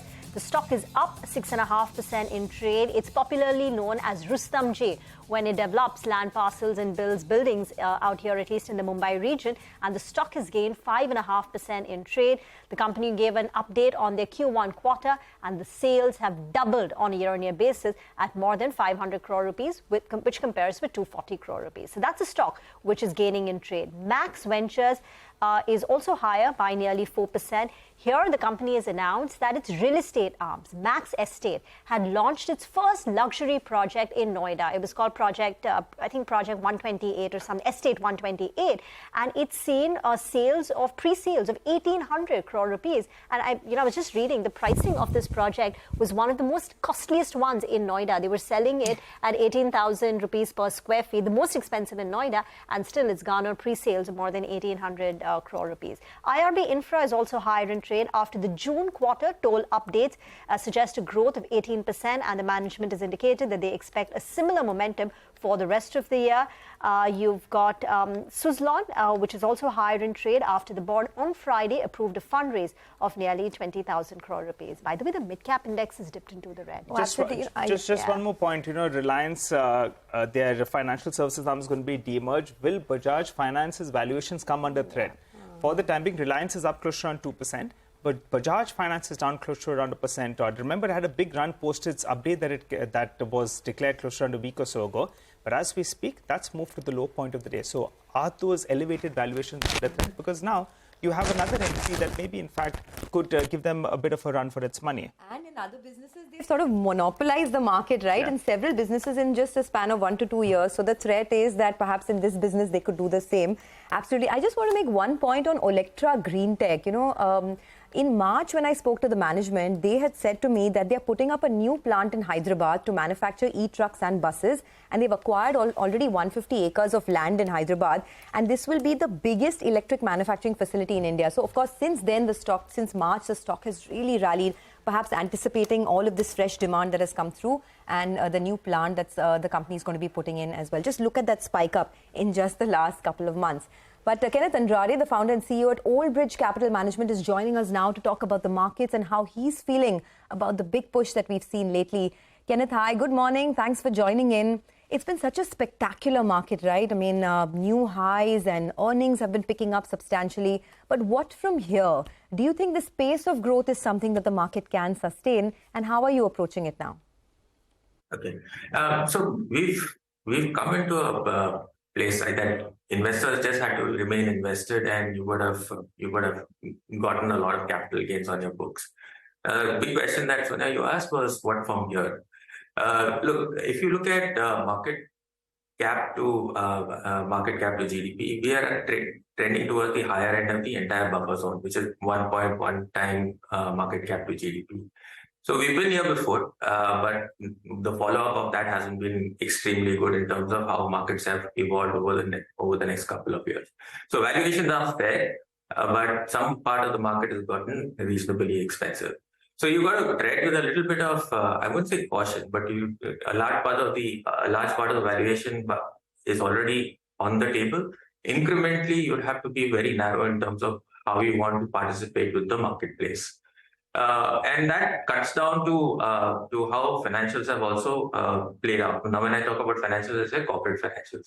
It's difficult to find a company that makes a loss. Of course, there's a couple of them that are there, but in the NSE 500, about 15 companies make operating losses. Okay, and that also as a percentage is extremely low to where we've been historically. So we're going through a period, or rather India is going through a period where you're seeing the best of everything that is on the table. Margins are there at all-time high. Companies are doing extremely well in terms of cash flow. There is no debt on balance sheet, and valuations are representing all of it. Okay. So that's where we are. Incrementally, I'm not too sure that you'll maintain the pace of growth that the market has displayed till now, and you'll have to be a lot more selective in how you participate in the marketplace.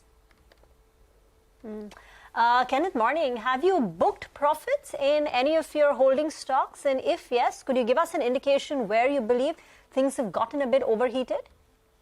So from a plain process point of view, just look at businesses that are all-time high in terms of margins, okay, and are trading significantly expensive to where they have historically been. I think that's a space that we are incrementally taking money off the table, right? So we haven't churned our portfolio for like the last 3 years, and a lot of those businesses have done reasonably well to extremely well. But anything that is trending over that 30-time multiple and also is gotten all-time high in terms of operating margins, I think we are a little circumspect of those businesses, and we are taking money off the table in some of that. But the challenge here is, and while that's one part of the answer, but the challenge here is the reinvestment risk that we are facing, because we will end up chasing something else. So we're not in a hurry to take money off the table. We'll just probably ride through this entire cycle into the next couple of years. Our portfolio churn should be about maximum about 15 to 20% this year. I don't think it's going to be incrementally more. All right. Hi, good morning, Kenneth. Thanks so much for joining in. Kenneth, I wanted to ask you about how you position on the IT space, because that's going to be the big theme that will play out, particularly for the next week or a couple of weeks at least. Are you looking to buy into it? Is it a contra trade for you? Or do you believe plenty of hurdles ahead, so you'd rather stay away and you'd rather be negative? So the best way to capture, to build a portfolio is actually to try and capture it on the downside. Because what happens is you've got all the negative news. All of that is also reflecting in valuations. And because of the combination of two, okay, your downsides are limited. Now look, most of these companies are extremely mature. They're facing a global economy, and all the negativism that is sitting out there in the global economy is representing in where the valuations trade. Now, none of these companies are doing lower business in terms of volumes, right? So always looking at over the next 6, 8, probably the next 1 year is how and where do we participate in this segment of the marketplace. Now, this is very representative of how investments in how the process works. Probably, if I step back about a year or 2 years back, where we articulated our portfolios articulated the same on pharmaceuticals, and now you're seeing all the pricing power coming back, or some part of the pricing power coming back. Right? IT is going through the same format right now, and remember, this is a global business. This is not an India-facing business. Only India part of it is lower employee cost compared to the West. So I think that's essentially the positioning that we would want to take going into the remainder part of this year. So you would be a contra buyer into IT? It's not contra, really. You're just buying into bad news. Which is why Buying into bad news. Got it. Got it. No, I meant contra because most of the street is a little bit skeptical on it, and you are looking at it a little positively. So you're looking to buy into the bad news. Got that, Kenneth. Okay, well, that's always a good thing, right? I mean, buying into bad news and perhaps taking advantage of the fear in the market and going out there and being a bit greedy. That's always worked in the past. By the way, I wanted to mention that the Nifty Auto Index has once again hit a record high. And so many auto stocks are at fresh record highs this morning, whether it's Tata Motors, Bajaj Auto and the whole lot. Of course, it's been a norm for a while, but these are fresh records. And something like a Bajaj Auto is up about 1.5%. But Kenneth, I wanted your thoughts on what's happening with Reliance and the Jio Financial demerger. Now we have the date out as well. You may not want to comment on the individual stock, but you know what's going to happen with Jio Financial Services is they are going to disrupt a lot of these spaces, right? Whether it's lending, wealth management, insurance, the payment finance, banking space as well. Do you think for companies like Bajaj Finance, now that a supposedly large competitor is going to come in, this could perhaps derail growth plans there? And what about the industry as a whole? How are you looking at it? I'm not too sure it will derail any other participant because the marketplace itself is significantly large. And if you go on to address the bottom end of the population, I think that's a very broad the bottom pyramid of the population. That's a very broad and large category of borrowers to address. So no one's going to run out of the market. Now, it all is now left to execution. Now you've seen Bajaj Finance execute, or you've seen one company actually execute. You've got a number of other companies in the NBFC space who are also executing. But probably in terms of scale, in terms of growth, there's one company that leads the pack. The challenge in all of this is to find another participant that will grow. And if I had to relate it to anything else in the past and in history, given the fact that the marketplace is so large, okay, one private sector bank got established, the second private sector bank also got established, and then there was number 3 also that was there, and the number of companies that came through in private sector banking only expanded. I think the same thing is happening in every other industry that you will see, including NBFCs or financial services. So one company leads the pack, the second company will establish itself. I think over the next couple of years, you will see one dominate the other, or probably both of them split the market between themselves. So it's all about execution. It's too premature to talk about who's going to execute better and is someone going to lose market share, but I think the opportunity is reasonably large and scalable for everyone who's out there. Kenneth, PSU banks have started seeing a lot of buying interest with names like, Bank of Baroda. The growth rates are also benefiting on account of the low base. But would you be positive on PSU banks at these levels? So, Rima, if I just step back again, if you want a valuation trade, you'll always find one in the marketplace. Okay, and some part of the public sector businesses fall in that place. Some part of the IT businesses fall in that place. Are they the best businesses around? I think it's left to individual investors to decipher that as to how to play this entire category. Sure, there is a bank or two out there in the public sector space that offers a lot of value with reasonably good execution. But will they form a core part of our portfolio? I think we sidestep this entire space completely, and I don't think we're going to go down that path again. So it offers value. Some execution is great out there, and it will obviously make reasonable amount of money for over the next couple of years. But always remember, this is this sector of the economy, anything which is government-led or which is public sector enterprise, right, is always reflects the state of the economy. If the government's balance sheet is cleaned up, or if the government's balance sheet does well, public sector enterprises do well. Okay, and it works the reverse way also. So you're essentially playing a structure of improving financials from on the government in the government, and the offshoot is these companies tend to do reasonably well in that format. All right, Kenneth, final question before we let you go. If your markets are moving in your favor, you like to celebrate and open maybe a bottle of champagne and celebrate it. And if it's not going in your favor, maybe you drown your sorrows as well. I think you all had some exposure to the alcohol space, right? Global Spirits, if I'm not mistaken, and a couple of other names as well. How are you all positioned? Radico as well, if I remember correctly. How are you all positioned on that space? A lot of the good news is in, or do you continue to hold on to those positions? So again, Nigel, it's been a phenomenal year or two for this industry. I think we've seen volume that we've never seen before again.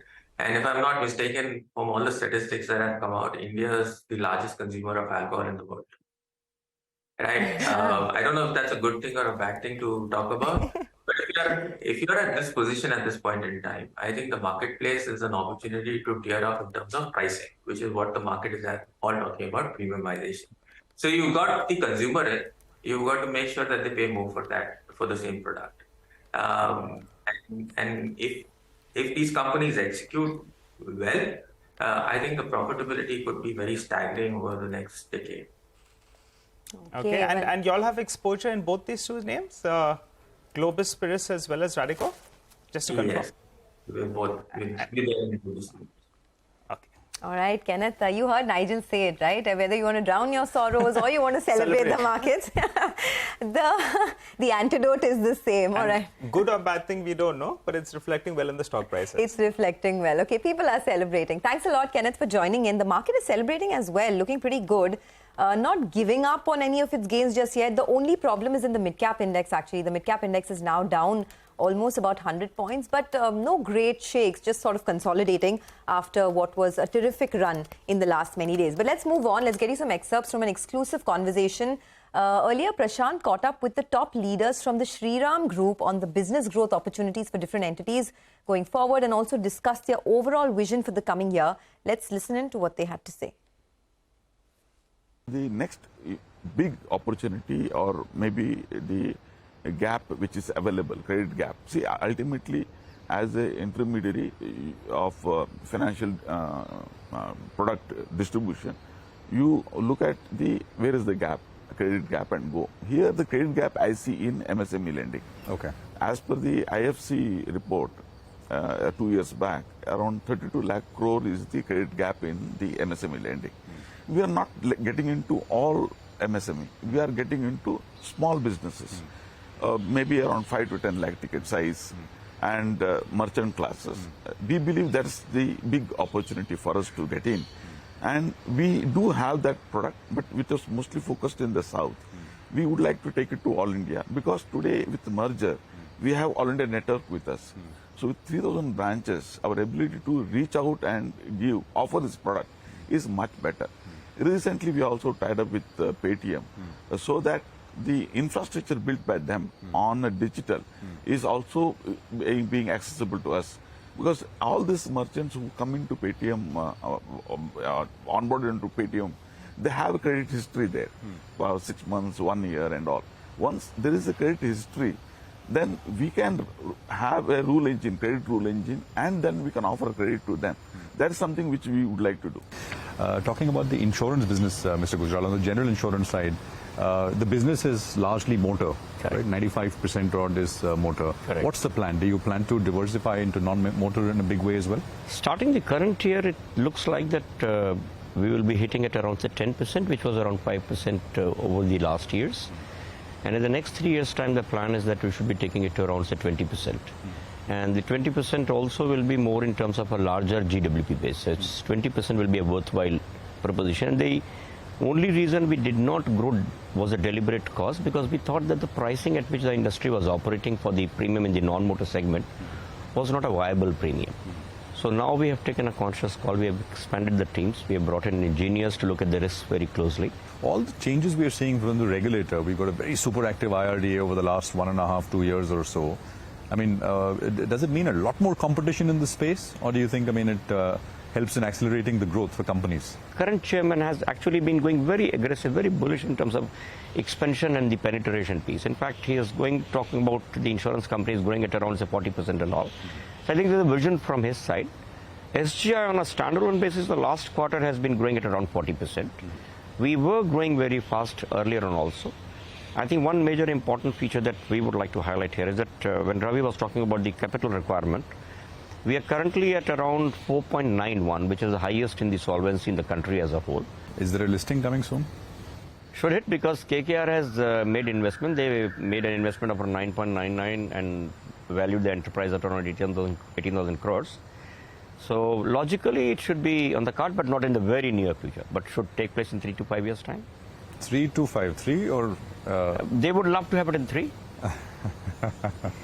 Mr. Durvasan, on the chit side, sir, what's the plan? I mean, we were discussing earlier that is the, in a way, the fountainhead from where a lot of the other customer pool really comes from. Talk to us about that. Shriram is making profit in day one.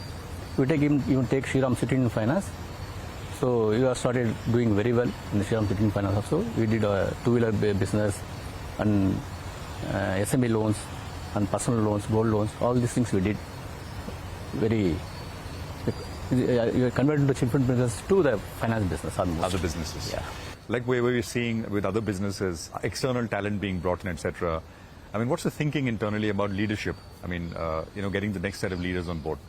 See, ours is a unique organization where the leadership actually comprises of the promoter at the trust level, because the ownership of Shriram Capital for the promoters is with Shriram Ownership Trust. And many of the key management are members of the trust, and that is how it has evolved, the structure. So when we are looking at the leadership which is required, obviously if we look at the numbers what we are indicating, we need a wide range of leadership across skill sets. And it is essential that we will need to look at both external and also see how we get the internal talent in place to reach that level.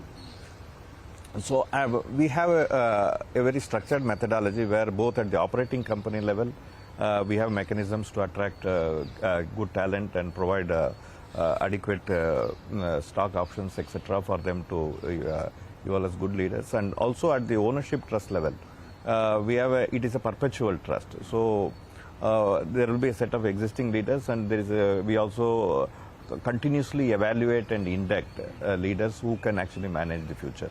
And that is how it has evolved till now, and it is going to evolve in the future. So whatever we look at, we don't look at for the short term, but we need to have a structure in place which actually looks at the next 50-100 years. And this trust mechanism, where primarily the entire key management comprises of the members of the trust, has been very effective. So at operational levels, you get people from outside, but at the very top, I mean, it's usually the idea is to group people internally, identify people internally? Not necessarily. Because both the members of the trust actually comprise of both those who look at strategy across entities and also look at leadership at the operating entities level also. Right. So it is always a combination. And there is always a scheme where the people at the operating company level can also move to the trust level as part of the owner set. And because it needs a constant change as we move along as time progresses, and so the structure takes care of that. Interesting conversation there with the top management of the Shriram Group. We'll keep getting you more updates and excerpts through the day. But let's talk about the weather. Torrential rains have wreaked havoc across North India over the weekend. Delhi on Sunday saw its highest rainfall in a single day in July since 1982. Schools have been given a holiday, and the Met is predicting more showers today. Chandigarh's Municipal Commissioner IAS Anandita Mitra joins us for more. Ma'am, thank you very much for joining in. How are you all handling the situation there in North India? It's getting drenched in rain. Schools have been given a holiday. Are you sensing a lot of impact on the factories and industrial production too? Thank you for having me. Yes, we've been facing unprecedented and torrential rains, more than 300 mm of rain in 24 hours. Next 5 days to see continuous and unprecedented rain. We are hanging in there. Chandigarh has also never seen an overflow of the Sukna Lake. But then the Chandigarh administration and the municipal corporation has come together and set up quick response teams. We are constantly addressing waterlogging issues, but not just waterlogging. We have huge issues of fallen trees, because Chandigarh is also the city of trees, and in this kind of inclement weather, it's proving to be pretty difficult. But yes, we are hanging on. Okay, do stay safe, Ms. Mitra. Thanks for giving us the updates. It's very unfortunate, especially to see those images of, floods wreaking havoc across the state. And we hear that the casualties are up to 18 so far across the North India district. What's the latest you're hearing on that in terms of casualties? And also just coming back to what my colleague was asking you, in terms of business, corporates, etc., getting impacted, what do you see as the situation so far? And how long will schools have to be shut as well? Business, yes, because for obvious reasons, we have requested people not to venture out of their homes until and unless absolutely necessary. So definitely the retail business is being impacted. As far as the production units are concerned, Chandigarh doesn't have too many of them, and as on the industrial or the production units. Okay, all right. We leave it at that. Thanks a lot for giving us an update, and hope the situation improves across the northern belt. Thanks, Ms. Mitra. Well, for the market, it's still holding on, actually, looking pretty good. So it's a 67 point gain that we're seeing on the index, not given up on any of its gains so far. We'll take a quick break. On the other side, Deven Choksi of KR Choksi Securities and Gurmeet Chadda, the partner and CIO at Complete Circle Consultants, will be joining in. There are lots of developments that have taken place within Reliance Industries, so we'll put the focus on that. And we'll also be joined by Probal Sen of ICICI Securities to discuss expectations from the oil and gas sector in Q1 in our special segment, Quarter Se Quarter Tak.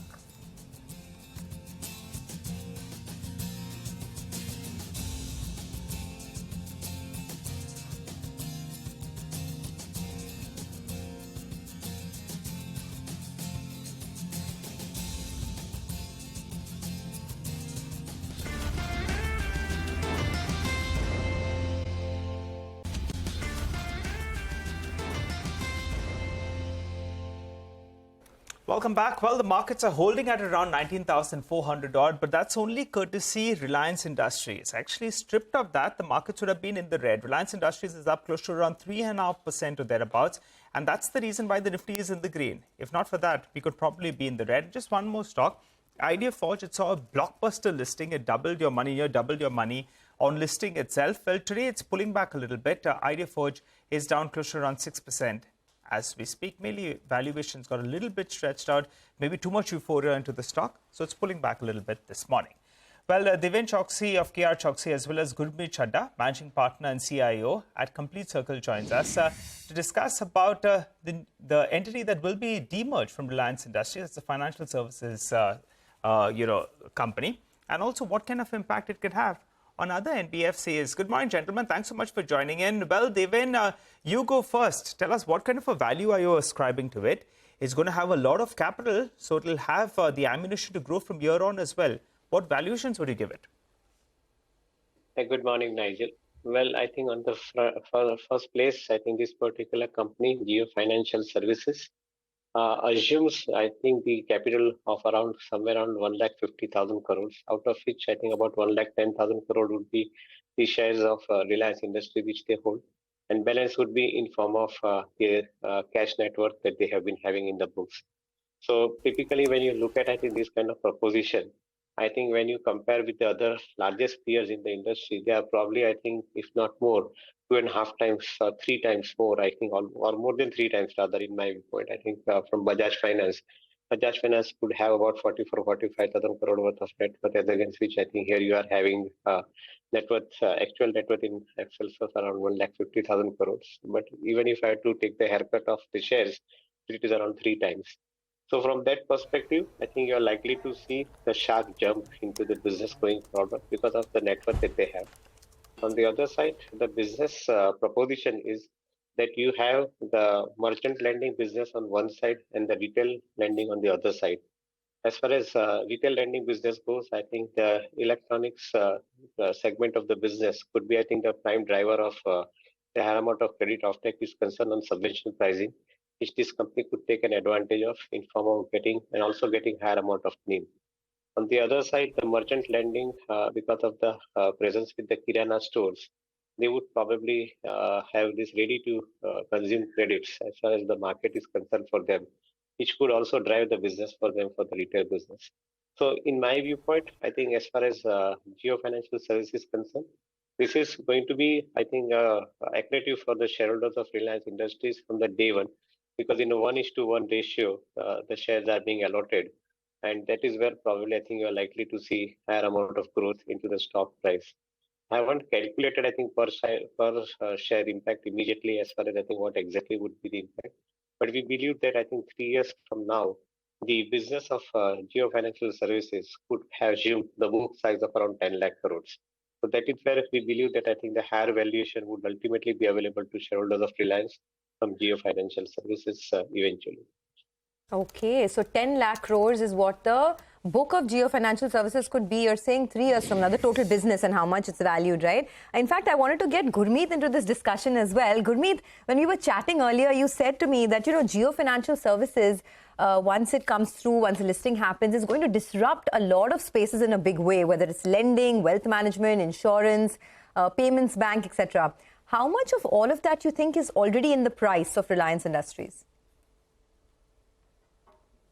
Not much, Sonia. I think it's just moved up 3-4% today, and it's been in a range, that 2200 to 2700 range now for almost a couple of years. So I think I agree with Devin sir that if you see at 6.1% stake at today's market cap is about 1.1 lakh crores roughly, and you add the other, if you add the combined net worth and divide it by the number of shares, the book value would be close to 200 odd. Huge excess. So, you have Geo at 44 crore subscribers. They clearly have a sense of how much is postpaid, prepaid, what is the pattern. Then you have, Reliance Retail at 18,000 stores, and they're leader in a lot of categories, including groceries, lifestyle, electronics, as Devin said. Also, RAL or entire vendor system, they exactly know, it's a huge vendor ecosystem RAL has across various businesses. The best part would be that they will get a AAA rating, courtesy the AAA rating of RAL. So the cost of borrowing would be in lines with some amongst the best. In fact, would be lower even than Bajaj Finance, etc. So if you have a cost of borrowing lower and you have a huge network client base, good data analytics other than your traditional credit-based, bureau underwriting, I think this could be, and they've made a mention of that they want to list the consumer businesses eventually. So I think a lot of future value unlocking is in store. What you're just seeing right now is probably a big one. Yes, Reliance can leverage the entire network effect of Reliance Jio as well as Reliance Retail, and one should also watch out for attrition at the other NBFC or payment companies, because as Reliance Jio looks to build this company into a behemoth, it will be looking for talent, and the talent could come in from the existing players. Devin, I know it's very early days and a lot depends on Jio Financial's execution, but would you be cautious on any of the lending franchisees in the NBFC space, the likes of, say, a Chola or a Bajaj Finance? Is it time to, just, take a step back from investing in these companies to see how this entire battle plays out and competition heats up? Well, actually speaking, I'm not too much concerned about how exactly it is going to play out for the competitors for a season. Because on one side, the credit growth is systematically growing for all the players. It's not that I think for only few players it is growing. On the other side, every other player has a book size, which is, I think, limited to whatever they can lend. So from a perspective of looking at higher amount of ability to lend, and if Reliance Jio Financial Services entering into this particular market, somewhere they are also going to convert the unorganized market, I think, into an organized market through a systematic use of the platform-based disbursals of the credits. And that's where probably I believe that they will have a larger opportunity at the same time. Say, for example, today Kirana stores. Kirana stores, as known, I think they also resort to a significant amount of unorganized sector of lending. Now, if these Kirana stores are linked to the entire Geo platform solution, then the credits goes naturally to these Kirana stores, and that market is absolutely untapped at this point of time by most of the players, which could possibly, I think, become a real market for them. Similarly, on the other side, I think likes of Bajaj Finance has successfully created a model wherein I think they produce zero EMI based customers in different verticals. Now, given the size of Bajaj Finance, I think if you have larger amount of balance sheet available elsewhere, then probably I think the customer is on the other side who is consuming more, and that could create another set of market. And that is where again I believe that Geo Financial Services could play a role. Yes, I think the threat remains to those players who are unable to process loans in time at the instance itself. If they cannot process it by use of the technology, certainly I think they would be relatively at disadvantage. But I think that fraction of people are relatively small, and the size of their balance sheet is also small. Like for Bajaj Finance, I believe that I think they are very well and adequately placed, even with the technology that they are having at the front end. I would not be unduly perturbed about the entry of Geo Financial at this point of time. And as I said, 3 years are required for any financial company to build the model minimum. And that's where I guess I think the Reliance Geo Financial will have to, I think, demonstrate in next 3 years how exactly they'll successfully make inroads into different markets. Okay, all right, Even, taken note of that point. Gurmeet, what about you? Bajaj Finance, you have been fairly positive on the stock and it's worked very, very well. On a price to book basis, well, it's at, I think it's one of the most expensive stocks, but maybe for good reason. Given that the stock is under pressure, would you look to get into it? Or do you believe now with the entry of a big formidable player, there's a risk to that price to book multiple itself? Nigel, I agree, not immediately, but there will be eventually a risk because Geo, if you see disrupted mobility, so some margin pressure could come in as they disrupt, and Reliance is known for scale. So it will not happen immediately, as you know, even Devin said, it will take time, NBFCs take time to really build scale. But at Reliance level, the scale will be built much higher. And I think a lot of these new age businesses, you need to now value on basis they're earning multiple more along with the price book, because they're basically a play on consumer spending in India picking up, more largely discretionary. Second, credit creation. You know, the 40-50 crore customers now coming in the formal credit did not have access. So there is space for everyone. There's a space for credit access, Grameen, Equitas also. There's a space for, the digital lenders, including Bajaj Finance or even Paytm right now. And there is space for, we probably need more Bajaj Finance and Geo Financials and SDFC as we embark on that journey, right? Because the overall market is large. But I think the big story to me is the value unlocking in RIL. I think if you value even retail, if you take both the developments together, RRVL now is valued at almost $100 billion with just 13% contribution to EBIT. Geo Financial Services will get demerged. Eventually, Geo also will get. So technically, at current valuation, oil to chemical business is virtually free if you just evaluate, just the valuation. So I think now it's a beginning of, as they've made points that consumer business is getting listed separately over next 12 to 24 months, and a lot of value unlocking happening. Okay, I guess the comparison with Bajaj Finance and GFS is valid, right? I mean, if you look at just the numbers, Bajaj Finance's consolidated net worth stands at $7 billion right now. And GFS, after it's infused with 6% of Reliance Industries treasury shares, implies a net worth of $13 billion. So straight off the back, it starts off as being the largest NBFC in India in terms of net worth. So I guess that's why Nigel's question to you on Bajaj Finance and the comparison there, and whether it's a big threat. But thanks, gentlemen, for joining in. Appreciate your thoughts. We'll, of course, continue this discussion, this evaluation on all the latest takeaways from Reliance Industries through the course of the day. So stay tuned. But let's get to our special segment now, Quarter Se Quarter Tak. Sonal is here today to take us through what you can expect from the oil and gas sector in this quarter. Sonal, over to you. Thanks for that, guys. Well, oil and gas stocks, they have been very excited ahead of numbers, and it is expected to be a decent quarter, at least for some of the segments here as well. First, the macros. Brent crude prices continue to be lower, 31% down on a YY basis, 3% on a sequential basis. This is at $78 a barrel. Even Singapore GRMs, they were lower. Big decline here, down 51% on a sequential basis. This is due to decline in cracks across most of the products. And that's why we'll see a decline in refining EBITDA for Reliance Industries, and that will impact numbers this time. Overall, Reliance's EBITDA is expected to decline 2% on a sequential basis and 1% on a YOY basis.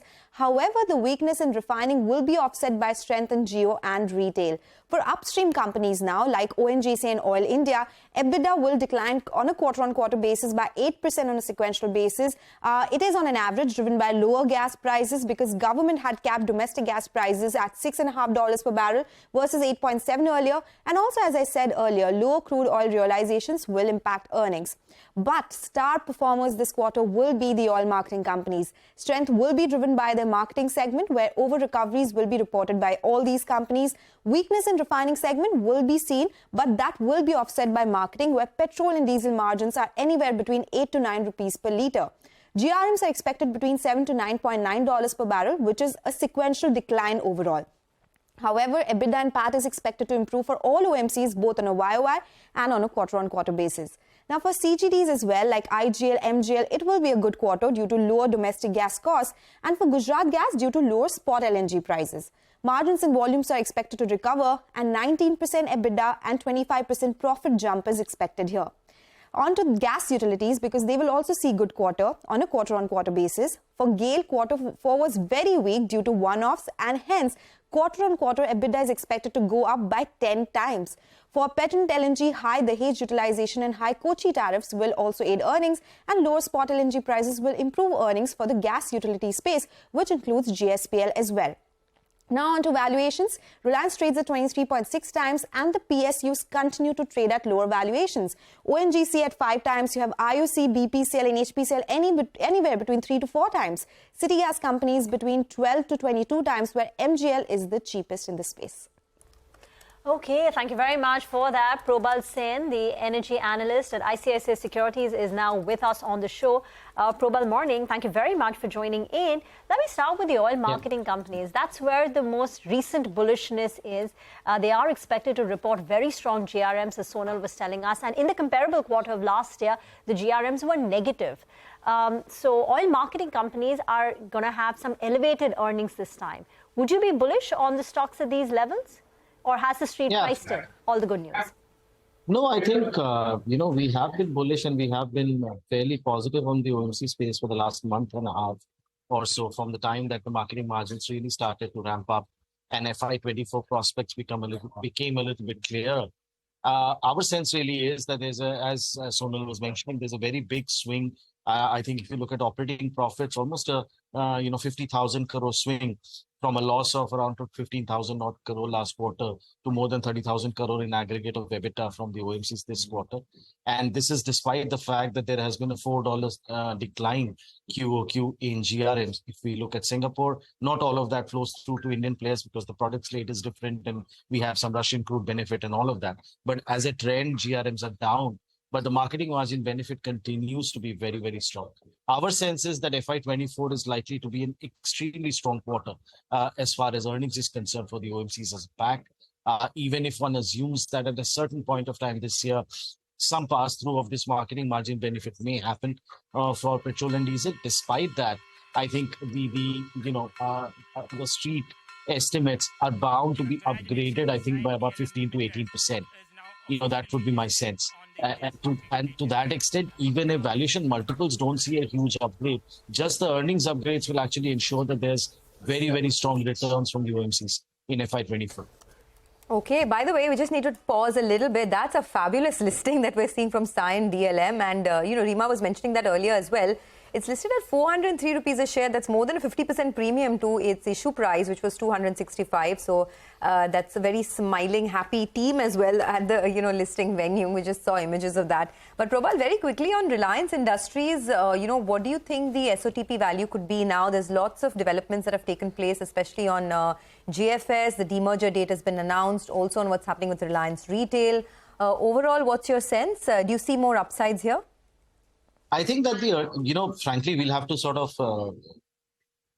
get a little bit more understanding of the valuation of the financial services space. Retail, I think, given the valuations that have come out, are broadly, there or thereabouts in terms of where the street was valuing the retail business. Obviously, as and when, a listing announcement happens in due course, we'll have to understand how that happens. But as far as financial services is concerned, right now, to actually put a value in place, particularly if I would leave it to our financial services team to sort of give an opinion on the business as and when we gain more understanding of what all will be housed in this segment. On an overall basis, frankly, we have had a fair value of somewhere around 2,700 to 2,750 for the stock. I don't think that we would be changing that materially at this point of time. You said 2,750 to 3,000 is the target price on Reliance, right? No, I said my fair value is around 2,700. I think the street is in that range. 2,700. Between 2,600 and, yeah. Okay, and in that, what is the value that you've ascribed to retail and financial? I missed those numbers. To retail, I think we have around somewhere around 700 to 800 rupees a share. Financial, we're not valuing it too much at this point in time. All right, Prabal, what about the city gas distribution companies? How do you approach them from year on? Gas prices have cooled off, volumes could pick up as well. And now they're coming back into flavor after, those duties that have been introduced on propane. So your view on the stocks? Well, I think firstly, as far as the cost environment is concerned, definitely the $2 reduction in domestic prices as well as the kind of softness we're seeing in spot LNG prices is something that will continue, to sort of make, drive margins higher over the next year or so. More importantly, the price competitiveness with petrol and diesel, which now stands at 50%, I think is a major driver for, volume growth that we would expect over the next 12 to 18 months. As far as propane's duty is concerned, I think it probably provides a slight short-term benefit, for maybe a month and a half to Gujarat Gas. But if you really look at the way that propane prices are actually behaving, one suspects that Gujarat Gas will probably need to cut prices even more to sort of remain competitive. Because the propane price reduction from $450 to $400 means that even with the duties built in, the comparable price for propane in Morbi is likely to be around 33, 34 rupees, whereas Gujarat Gas's retail price is still at about 38.5. So I would say that there's a little bit of pain still ahead in the near term for Gujarat Gas. But for IGL and MGL, I think the metrics look substantially better. And even if you were to build in a price decrease in petrol and diesel, as I mentioned earlier, by the second half of the year, even then the differential for CNG versus alternate fuels remains well above 35-36%, which historically has been a comfortable level to drive, strong volume growth for both companies. So we'll be very, very bullish on both names at these levels. Okay, and on Gujarat Gas, you're seeing a little pain. Actually, the street is also pricing it in. I mean, if you pull up the Gujarat Gas chart, it hasn't performed as well as the market has in the last 6 months. It's been sort of, lackluster, perhaps factoring in that pain that you were talking about. I also wanted your thoughts on gas utility companies, whether it is GAIL, GSPL.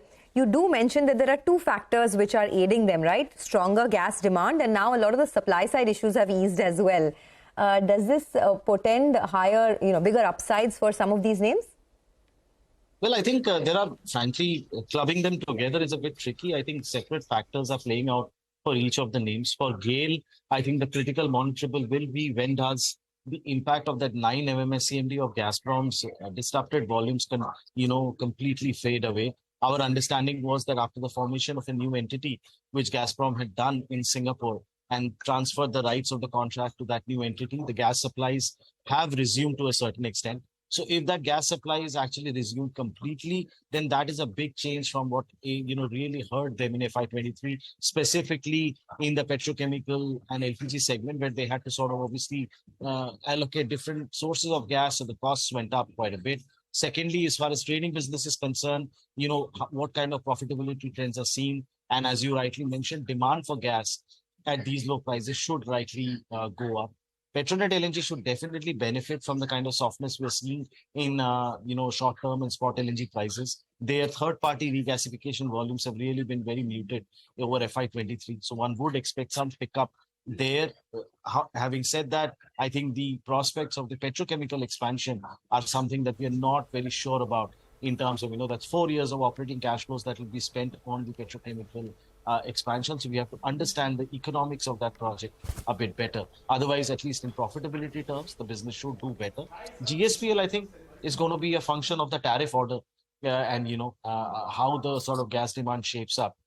Plus, it also has to contend with Gujarat Gas's valuation, which always is a big component of its overall value. So, as and when we see Gujarat Gas's prospects improving, that would be the next trigger, particularly at these price levels for the company. Probal, we'll leave the discussion here today. Thank you very much for joining in. Need to get into a very short break with the news. The Nifty just shy of the 19,400 mark, holding up in the green with a gain of about 0.3%. IT is dragging its feet. The Nifty IT index is down 1.2% with heavyweights like HCL Tech lower by 2.5%. Mid-cap IT is selling off Birla Soft, LTI Mindtree, L&T Technology Service, First Source. These are all stocks down 1.5% to 2% this morning. On the other side of the break, Mitesh Thakkar will be with us for a few technical trades. Stay tuned.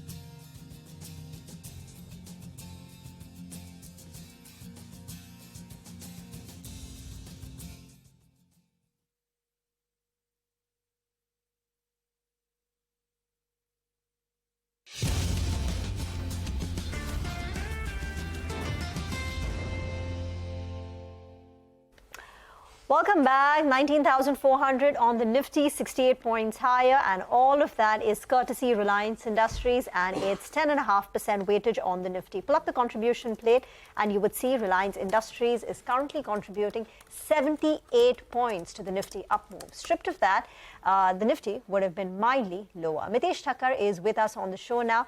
Mitesh, any 10 a.m. trades, and what have you made of the day so far, the morning? So, good morning. No trades on the Nifty per se, but you rightly said, Reliance is the key contributor. I would want to buy that in case I get it slightly lower, let's say about 20 odd points lower. But for the timing, I have one buy and one sell.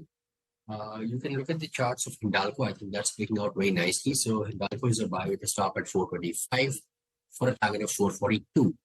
And mid-cap IT, I think, was being highlighted as a sector which is seeing some pressure. So, I have a sell there on Coforge with a stop just above 47005. I would look to sell this for targets of around 45.60. All right, thanks a lot for that. So a lot of the IT stocks are under a bit of pressure just in the run-up to the IT earnings. But let's track some more stocks now. ICICI Pru Life is a stock on our radar. Surabhi is joining in to give us the latest on that. Surabhi, over to you. Thanks for that. So ICICI Pru has come out with their June 2023 APE numbers as well as the Q1 FY24 update. For individual APE for month of June, they saw a growth of 12% and the total APE grew by 11%. The ICICI Bank channel APE declined by 14% on a year-on-year basis, but it was still lower than the last 2 months decline. The other channels APE saw a growth of 17%. For Q1 FY24, both total APE and individual APE was down 4% on a year-on-year basis, but the new business sum assured was up 9%. Now, that indicates that the overall protection business could have done well, but we'll have to wait for the data from the Life Insurance Council for retail protection, and that will put some more perspective on the numbers. Okay, thank you very much for that. Get into a break then. On the other side is our special segment. It's the economy, where Lata will get chatting with Sunil Kaul, Asia Pacific equity strategist at Goldman Sachs, about their India strategy.